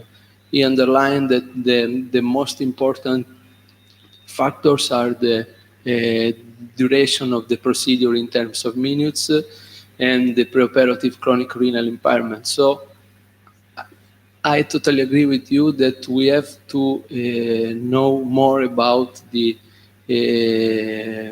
cause of milliliter of contrast used, but I think that theoretically we don't evaluate the possibility to reduce as much as possible the amount in order to reduce this multifactorial, because we can't avoid the embolism, we can't avoid the preoperative chronic renal failure, but we can reduce as much as possible the amount of iodinated contrast that we use during the procedure.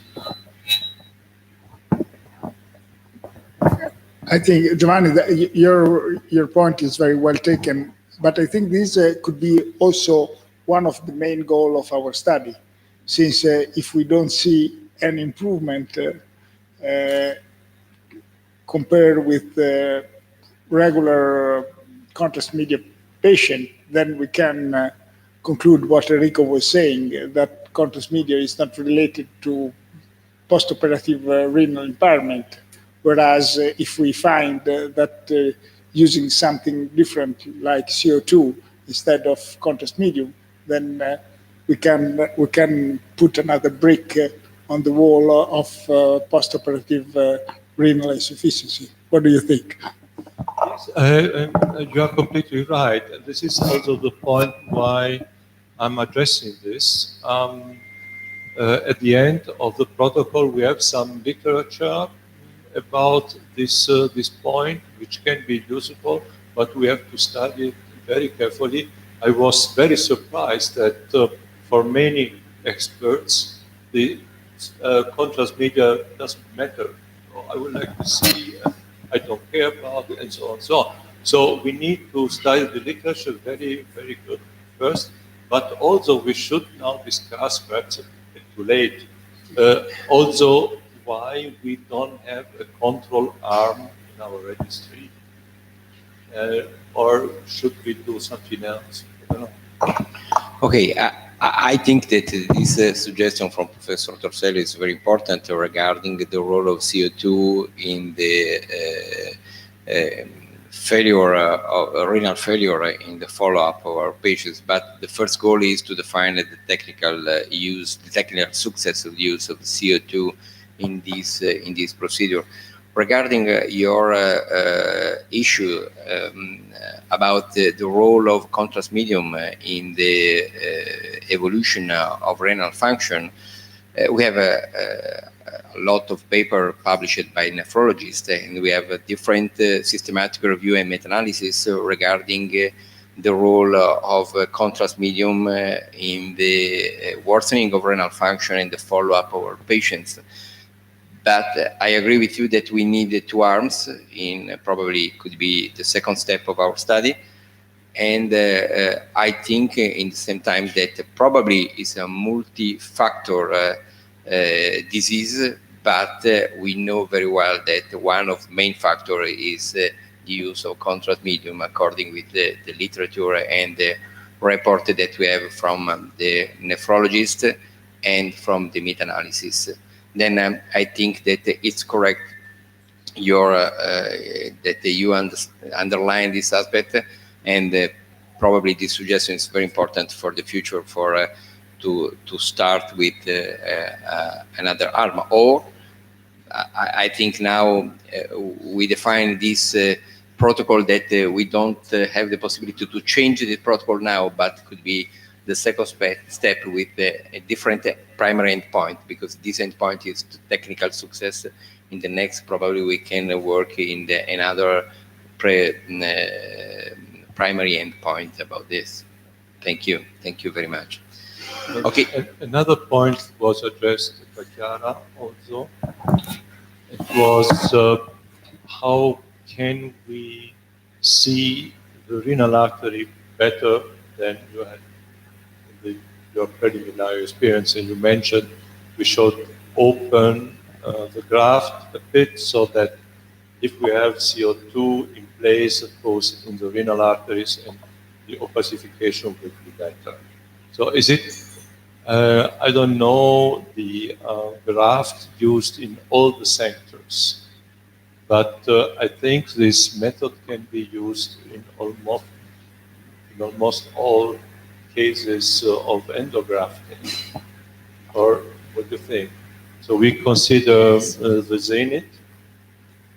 Yes. It's possible, the endurance is possible, the motor also, it's a similar pathway of deployment. Also the core, yes, collapse again. So I don't think ovation also.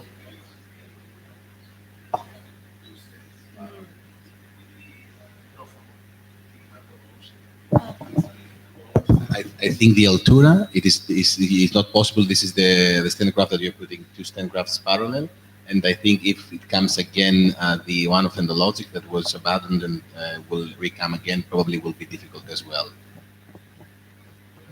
But the centers included for the registries, for the registry now, they are using the commercial one. Yes, we asked to use the Medtronic, we asked to use Cook, Gore, and if there is possibility, even Bolton. I think that we asked to use these 4 different devices for the study, and no other one. So it will be an inclusion criteria, but it's easy to... Absolutely. It's important, again, because we have to introduce in the slides for all the centers. Thank you. Then, Nuno, please. One question about the protocol that I got a little bit confused. I understood that the protocol, when I read through, it suggests that you do an orthography, and if you don't see, you can do either a selective or an iodine.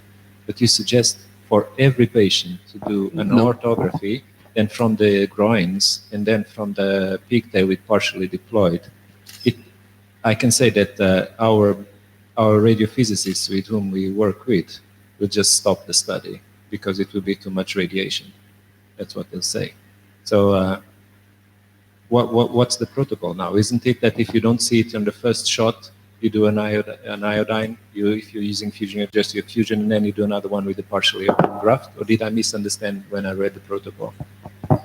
Actually, we would like, it's an important point, we would like to perform the first angiographies from the pigtail, and as we mentioned before, we found that if we inject twice, CO2 twice, we have a better quality of images, and obviously according with the radiation dose.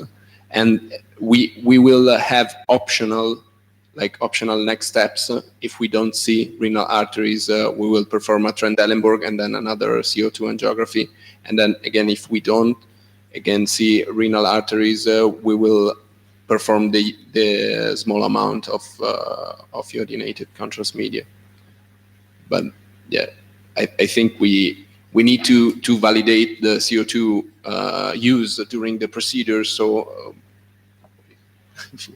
don't you think that you see it better on the second injection? Because if you do a CT after, if you have for some reason to do a CT soon after the EVAR, the graft, the anterior part of the aneurysm is filled with CO2 still.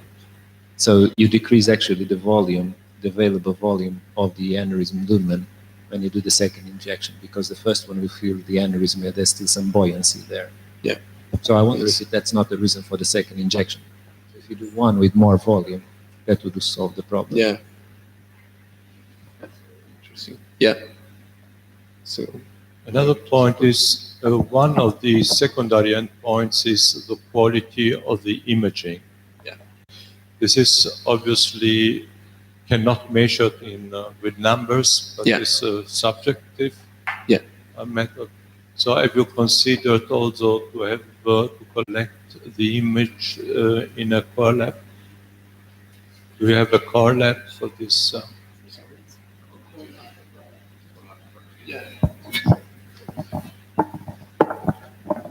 Yes, we didn't involve the core lab, but in our idea was to collect all cases with all images in one center to discuss together in other meeting to define the quality of image. Then there is no core lab involvement exactly, according with the definition of core lab, but is in internal core lab with the evaluation from the all centers and at the end of the study, and to define this subjective evaluation. I agree with you, but we think that for me, outside the procedure probably is a good visualization, but during the procedure for the operator it's not good. And then I think it's very important to define according with the idea of the operator. I think that we know that Professor Nuno Diaz have to go at 6 o'clock. Then I think that if we have some question for Nuno, I think that it's time to ask him before to give the microphone to Professor Antonio Freri that is with us now, and we want to introduce in the discussion even Antonio. This is a chief of vascular surgery in Parma, very close to Bologna. And Nuno, you introduced this possibility to use the injection inside the renals, the renal arteries. Your pressure, your amount of CO2, generally you standardize this approach. You decide according with the renal function, according with the renal volume, according with the renal artery diameters. What is your approach for? Because we discussed about this, even if it was a good idea to introduce inside of the protocol, but you know that not always the manipulation of the ostium of renal is without complication, and then our idea was to stop the introduction of this adjunctive procedure during the protocol, in the protocol. What is your approach generally to define correctly with the injection inside the visceral vessels? So the approach is in the beginning for the registration when we do it. So our approach is if you have a very small polar renal, then we use it to adjust the fusion, and those are the ones that we decrease the pressure and the volume. If there's a shaggy aorta, if there's a stenosis, then we avoid to go selective. But if the artery is normal, regular, then it's 100 mils, 750, so maximum pressure. Because 750 inside the renal. Because we did together with the Angiodroid people pressure measurements, and it's still much less than what we do with a manual injection. With a manual injection with 60 cc, the pressure is much higher. And if the renal is really going dorsal, this was why we started it. If you don't have a very high pressure, you don't get the reflux to see the ostium. You only get the parenchyma and the distal part of the artery. And until now, and I hope it continues, we haven't had any issues. And this was because patients with decreased renal function come in for renal artery stenting. Since a long time, we've been using manual injections with CO2 since many years, and this is the impression, and that's a quite high pressure we do it. You don't have any renal artery lesion, no rupture, no lesion in the. You should not do it in wedge. That's kind of that's what we've learned from when doing in the past tips. When you want to fill the porta backwards, then maybe you don't push as hard. But in the renals, you do it in the main stem of the renals, and then we haven't had any issues. Nuno, at your study, you showed that you have also, I think, 11 patients with TEVAR. How high are you going with the CO2? So these are dissections, or when we need to check. So diaphragm and below. Okay. Not in the thoracic and not above.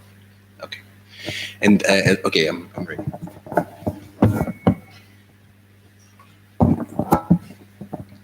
Okay, please, Eric. Always regarding the target visceral vessel injection. So, do you inject from the flexor sheath? From after the target. After the target, yeah, that's from the flexor sheath. In the beginning, usually from 5 French catheter. Okay, and also for superior mesenteric artery. Yes. Then we usually decrease a little bit of the pressure. That's the only one we decrease the pressure. Before, Bjorn Sonesson, the partner who we had. So Bjorn Sonesson, the partner who's doing also the procedures with me, he was very concerned doing it in the SMA. But now we do it quite often, and it's not. It hasn't been an issue. What we notice is that the patients tend to get quite a lot of flatulence afterwards, and if you give them Buscopan, by the end of the procedure, you get good imaging, but they get quite a lot of flatulence. But it's a known, so patients with occlusive disease of the SMA, it's a known with open IMA, they have a risk of vapor lock. It's described colonic ischemia in these patients, so that's maybe something to consider. I would like to profit also of your experience. One possible complication is bleeding in the kidney because of injury of small branches. I had this complication me too with the wires, which are not J-shaped and so on. So do you think that we can detect this complication also using CO2? CO2 for bleeders is a wonderful thing. You see bleeders, and you see for the lower limb for subintimal, 2 days ago, a very calcified subintimal, you see shunting for the vein with CO2, and you don't see it with iodine by the end. So CO2, even through microcatheters, it usually alarms because there's a lot of resistance. But if you don't see it in a GI bleeder, even inject CO2 because it will become apparent. sometimes it's the champagne cork that goes out and they start bleeding again. But then you embolize, but you see it. Good. I want to give the microphone to Professor Freri for the discussion. Please, Antonio.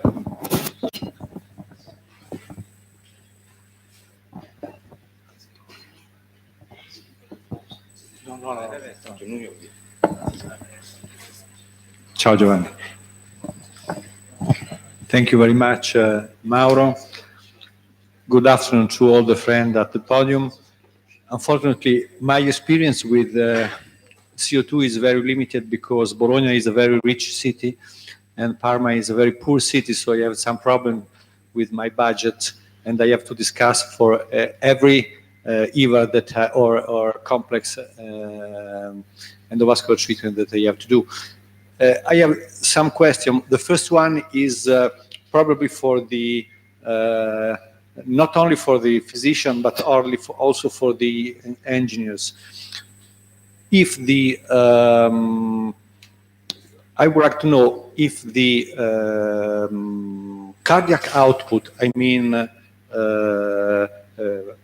cardiac fraction injection and blood pressure could have a role in the quality of the images. I mean, if I have a patient with 80 maximum blood pressure and I do an injection, the quality is different if I do an injection in a patient with 150 blood pressure and also with preoperative cardiac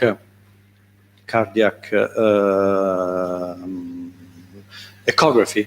If we observe a low cardiac ejection fracture, probably it could change in the quality of the images. This is the first point. The second point is regarding the protocol. If I understand well, the first two steps of the angiography will be made with a pigtail catheter. It's okay. Okay.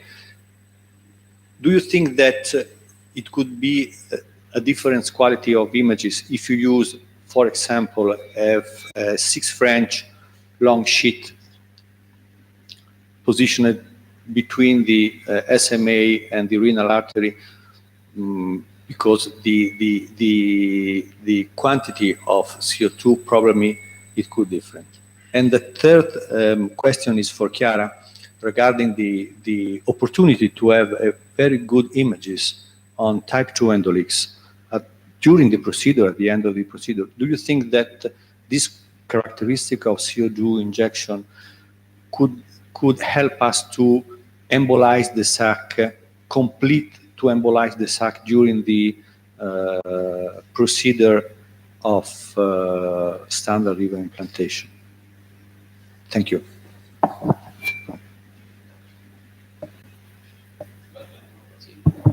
So first of all, there are no data in the literature between the correlation between the blood pressure and the CO2 angio quality. This is the point, the starting point. The reason for, also in Bologna, we started with the injection pressure of 300 milliliters of mercury, was that we started from the experience of the SFA angio and we moved to the aorta. So as in the leg, we use normally a lower pressure. Also the protocols in the aorta started and have been studied in the beginning, starting from this knowledge, let's say. I think that one goal of this study will be also to try to see if there is a correlation between a better image result and the difference between the blood pressure and the injecting pressure of the CO2. Probably we will study also this parameter.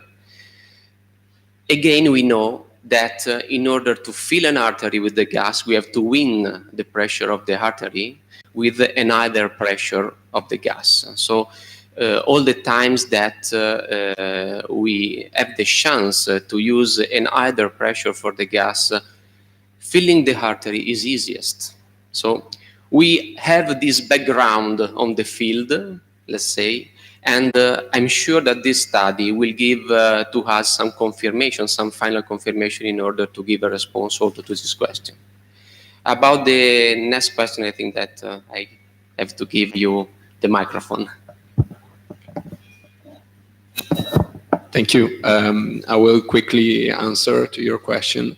I think it could be a very good idea to put a longer flexor 6 French, but maybe we want to improve CO2 angiography and image quality, but at the same time, we don't want to go out from their routinary use of 10 French sheet for our center. I don't know the others, and also the pigtail angiography, but it's absolutely interesting. We could also do it.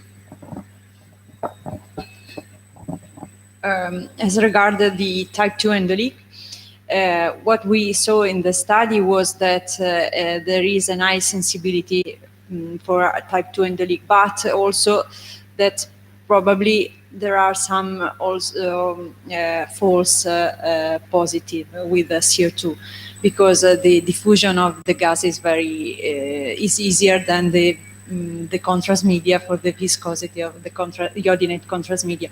So it could help in the embolization, but probably we have to define how the false positive of the CO2 is important. So we can have a magnification of the type 2 endoleak with the CO2. And maybe also we can evaluate this aspect with the new protocol.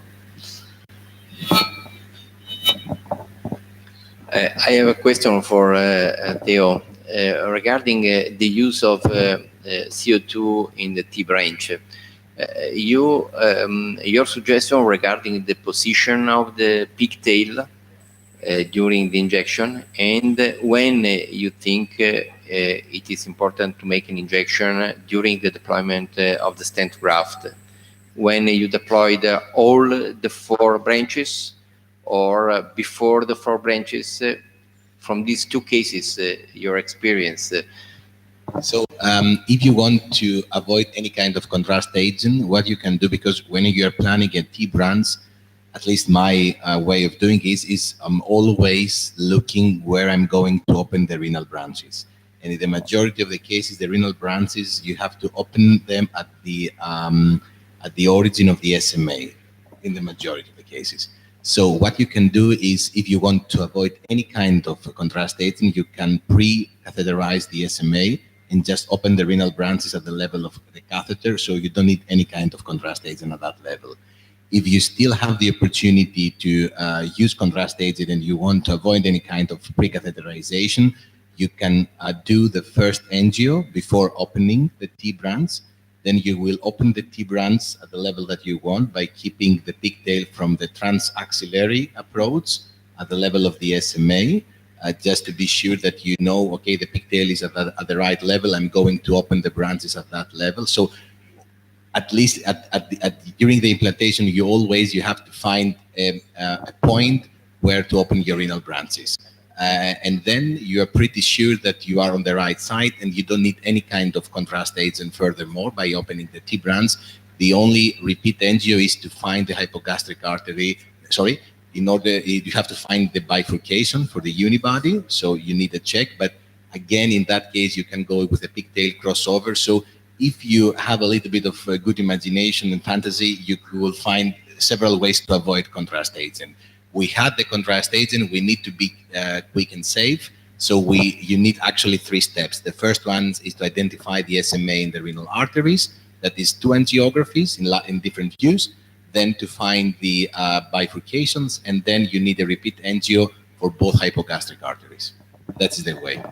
Thank you.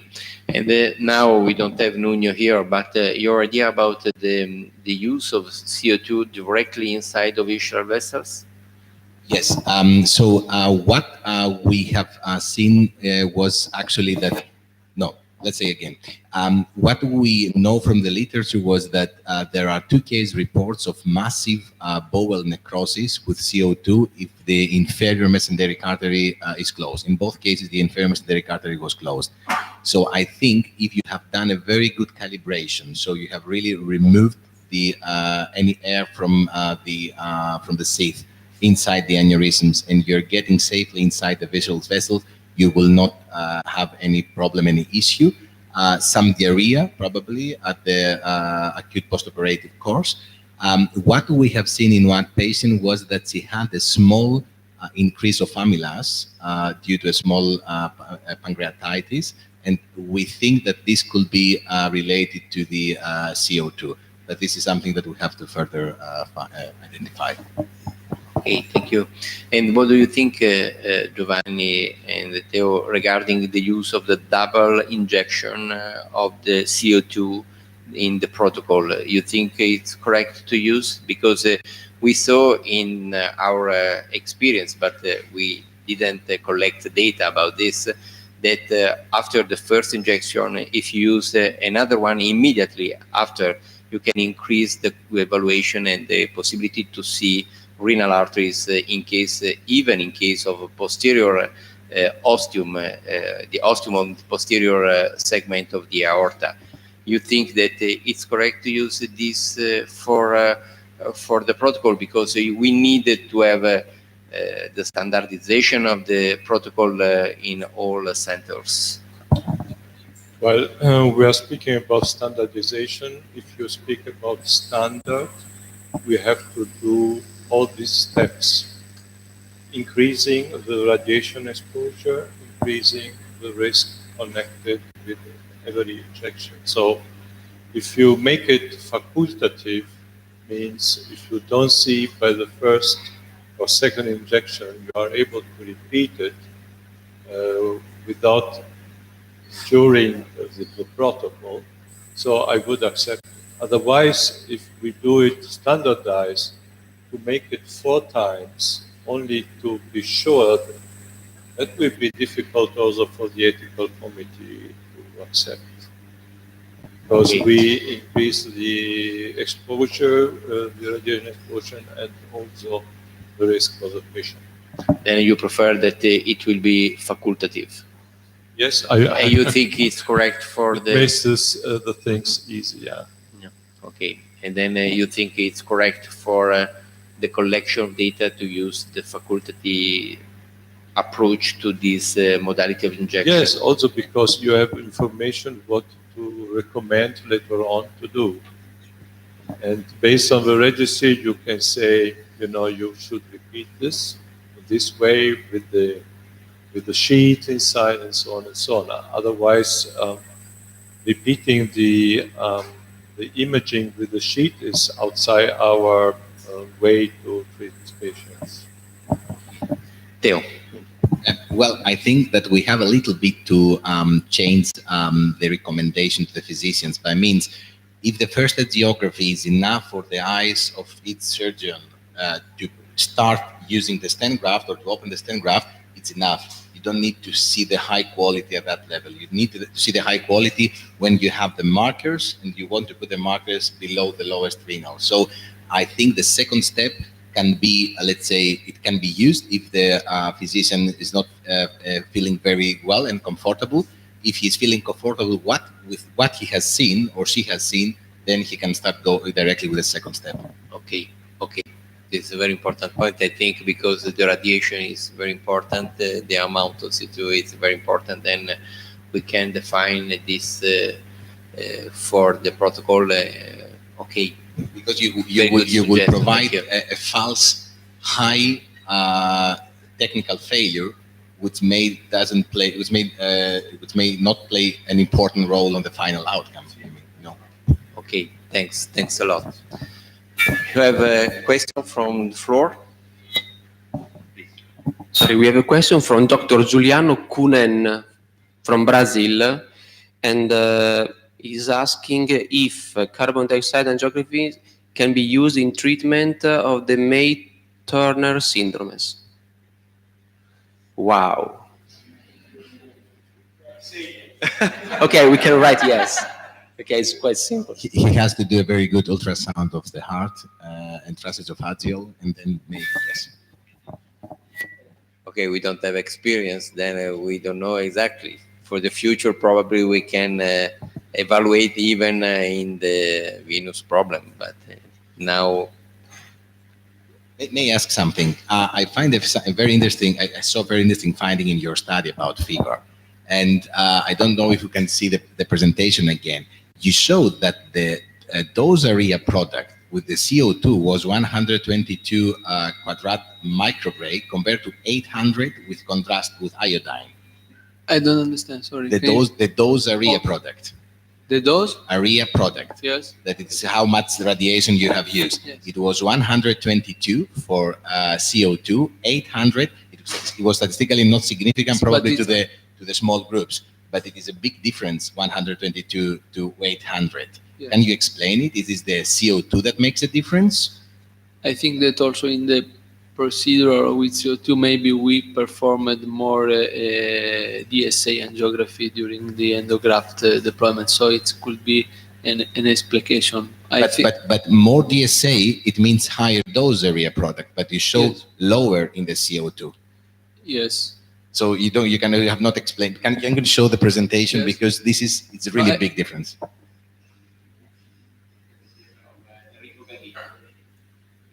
And my question is to Sebastiano: do you know anything about radiation and CO2? Is more safe than on iodine? Yes. What we know from the X-ray companies is that they had no chance, and we have no chance to change radiation parameters in the CO2 protocol. So when the technician by Siemens or Philips, they set the algorithm, they change the brightness, the contrast, they set the DSA and all these parameters, but not the dose. And our question is, can we adjust also the dose? Because we know that adjusting also the dose, we can increase the quality of the CO2. So all of you are using a standard iodine protocol with an adjustment in terms of final imaging. So the dose depends on timing. The dose depends on timing. And on frame rates. The parameter that you can change is the frame rate. So more frame rate, the higher frame rate means more dose. So the suggestion by Dr. Diaz to try also to use 2 frames per second is quite new. It's the first time that we hear this suggestion, I think. Luca, I don't know your experience. But we started thinking that, for example, in the ZIM C-arm machine, that are purposing to use 25 frames per second in the new CO2 protocol. So also from the company's point of view, this point is not so clear, okay? We believe that more than 6-7 frames per second really is enough. It has no sense, in my opinion, in our experience, to use another frame rate.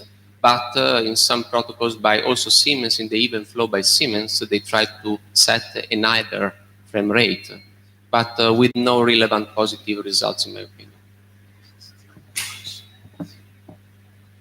Okay, I have a question for Professor Bises. If I'm not sure, but in the first cases of BIVAR that you showed, you use a pigtail from the arm, from above. Did you have any difference in terms of detection of target visceral vessel from below, or is the same? So we didn't check it from below, only from above. But I have not used it, in order to compare it and to say. Okay. Yeah. I have another question for the engineers. So, Chiara said us that at the completion angiography, sometimes we could have false positive in terms of endoleaks. So my question is regarding the porosity of the fabric of the endograph. We know that there are different porosity in commercially available endograph, especially in endograph, abdominal endograph with a low profile. So did you observe some difference or in terms of possible type 4 endoleaks or endotension at the end of the procedure with CO2 in different fabric of endograft?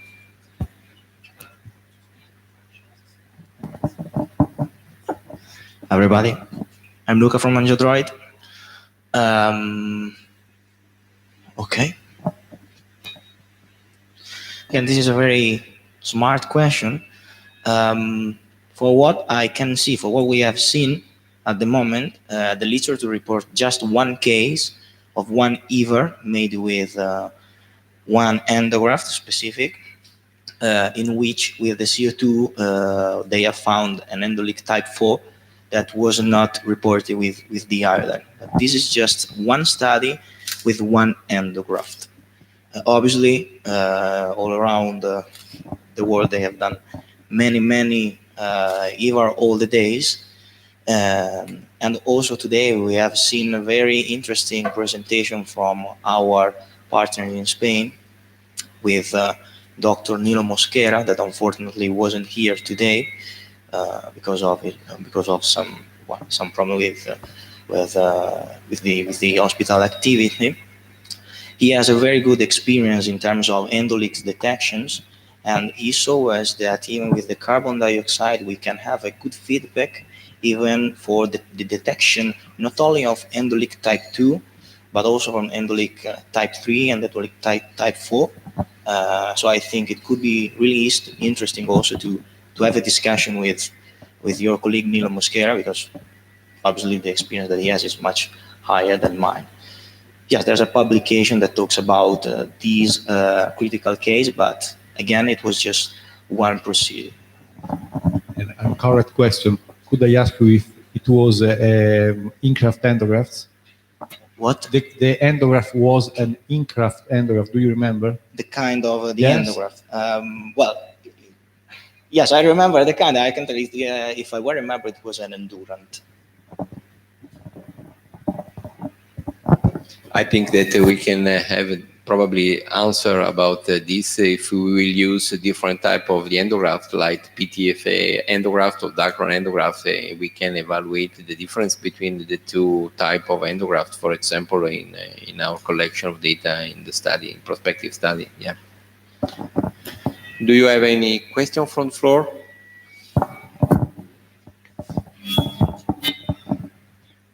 No? Is all things are okay? The presentation, the use of CO2 in EVAR, please, Luca. Sorry.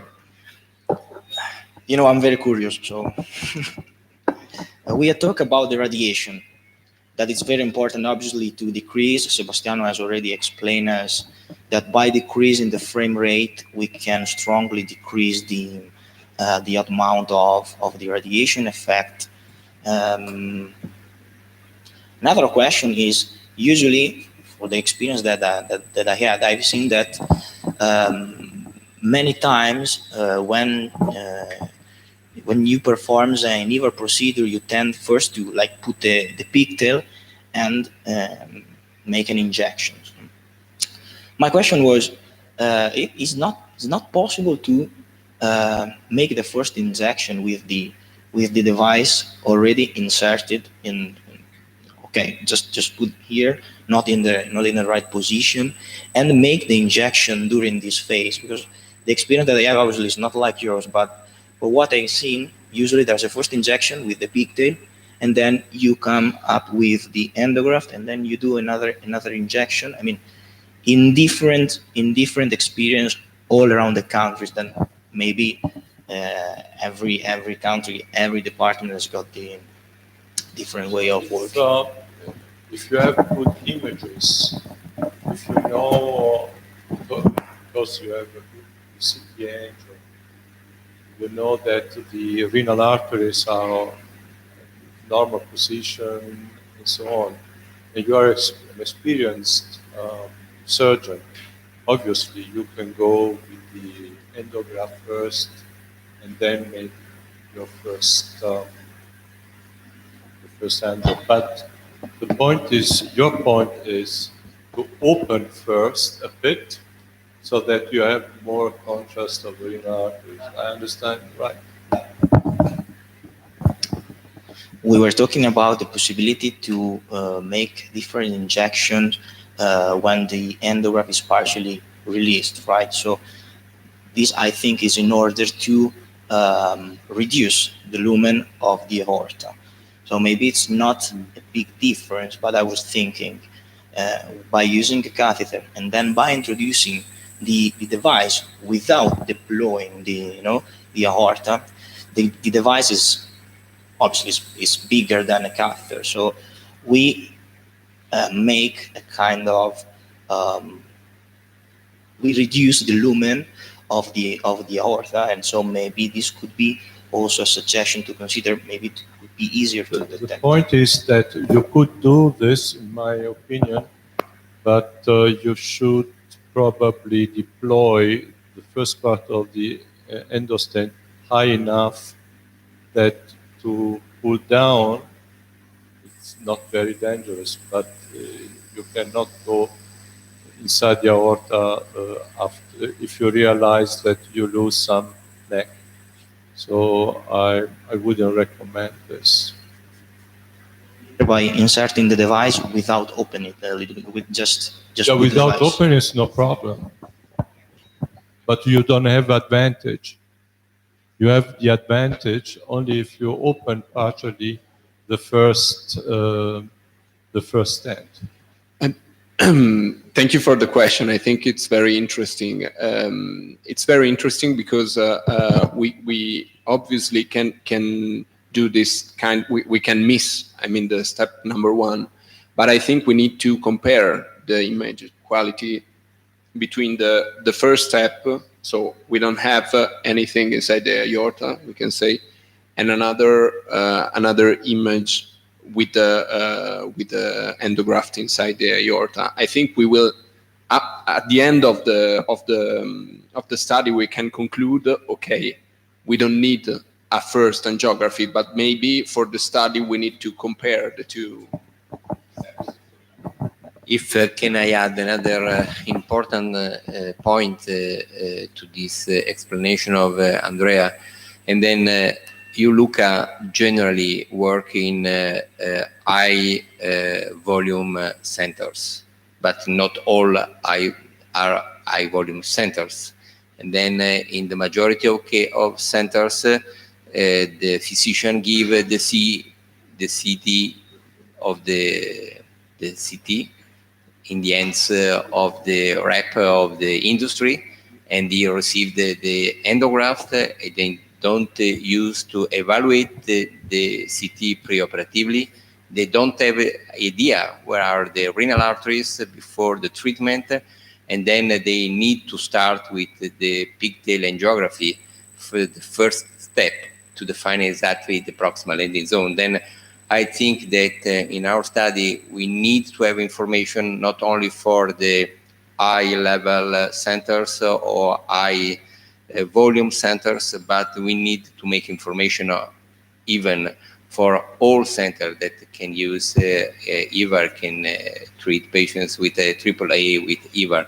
Then probably according with the Andrea words, after the study we can remove the first step and we can go directly to the second one. But first we think that it's important to define, according with the standard EVAR deployment, and in majority of centers you have first the angio with the pigtail inside of the aorta. Then I don't know if you agree, Giovanni and Theo, but One question. In case that the patient has a uni or bilateral renal artery stenosis, you're going to leave to his or her discretion if he's going to stent it or not, and he has CKD, or this patient will be excluded from the study? It's a very interesting point. I think we have to exclude this kind of patient from the study in order to be more, I don't know, but I think we can add it in the exclusion criteria. Yeah, thank you. I think it's correct, your answer. I think that it's important to introduce inside of the exclusion criteria, even this point, because it's important to start with normal renal arteries for the studies. Okay, if you don't have any other question, Gianluca, Antonio, Giovanni, Theo, and then it's time to give the microphone to Sebastiano for the conclusion. Thank you again, Sebastiano, for this fantastic afternoon. So, I'm really proud to close this round table. It's really an honor to be here today again to introduce and to conclude this meeting. I think that in the future, what we learned today is that the companies and the physicians have to work together. We have the aim to design, to develop, and to produce new products that have to be safe, to be accurate, and to be convenient for the public health system. And we have to cooperate daily with the physician in order to receive from them the guideline that have to be disseminated in the market to, let's say, to low volume centers, so to the center that has not the chance to have your experience. This is the point, because as you told now, we have the request every day to disseminate the culture. And our role, I think, my technician every day take the flight to visit new customer. That means mainly not only to demonstrate how to use the system, how to use the technology, but sharing your experience and teach new customer about how to use the technology, but also how to do better during the procedure. Thank you again. Thank you so much to everybody. And I think that in the next year, in 1 year, at the same time, we'll be waiting for you again for the 5th annual meeting, again in Bologna, again here with us. Thank you so much.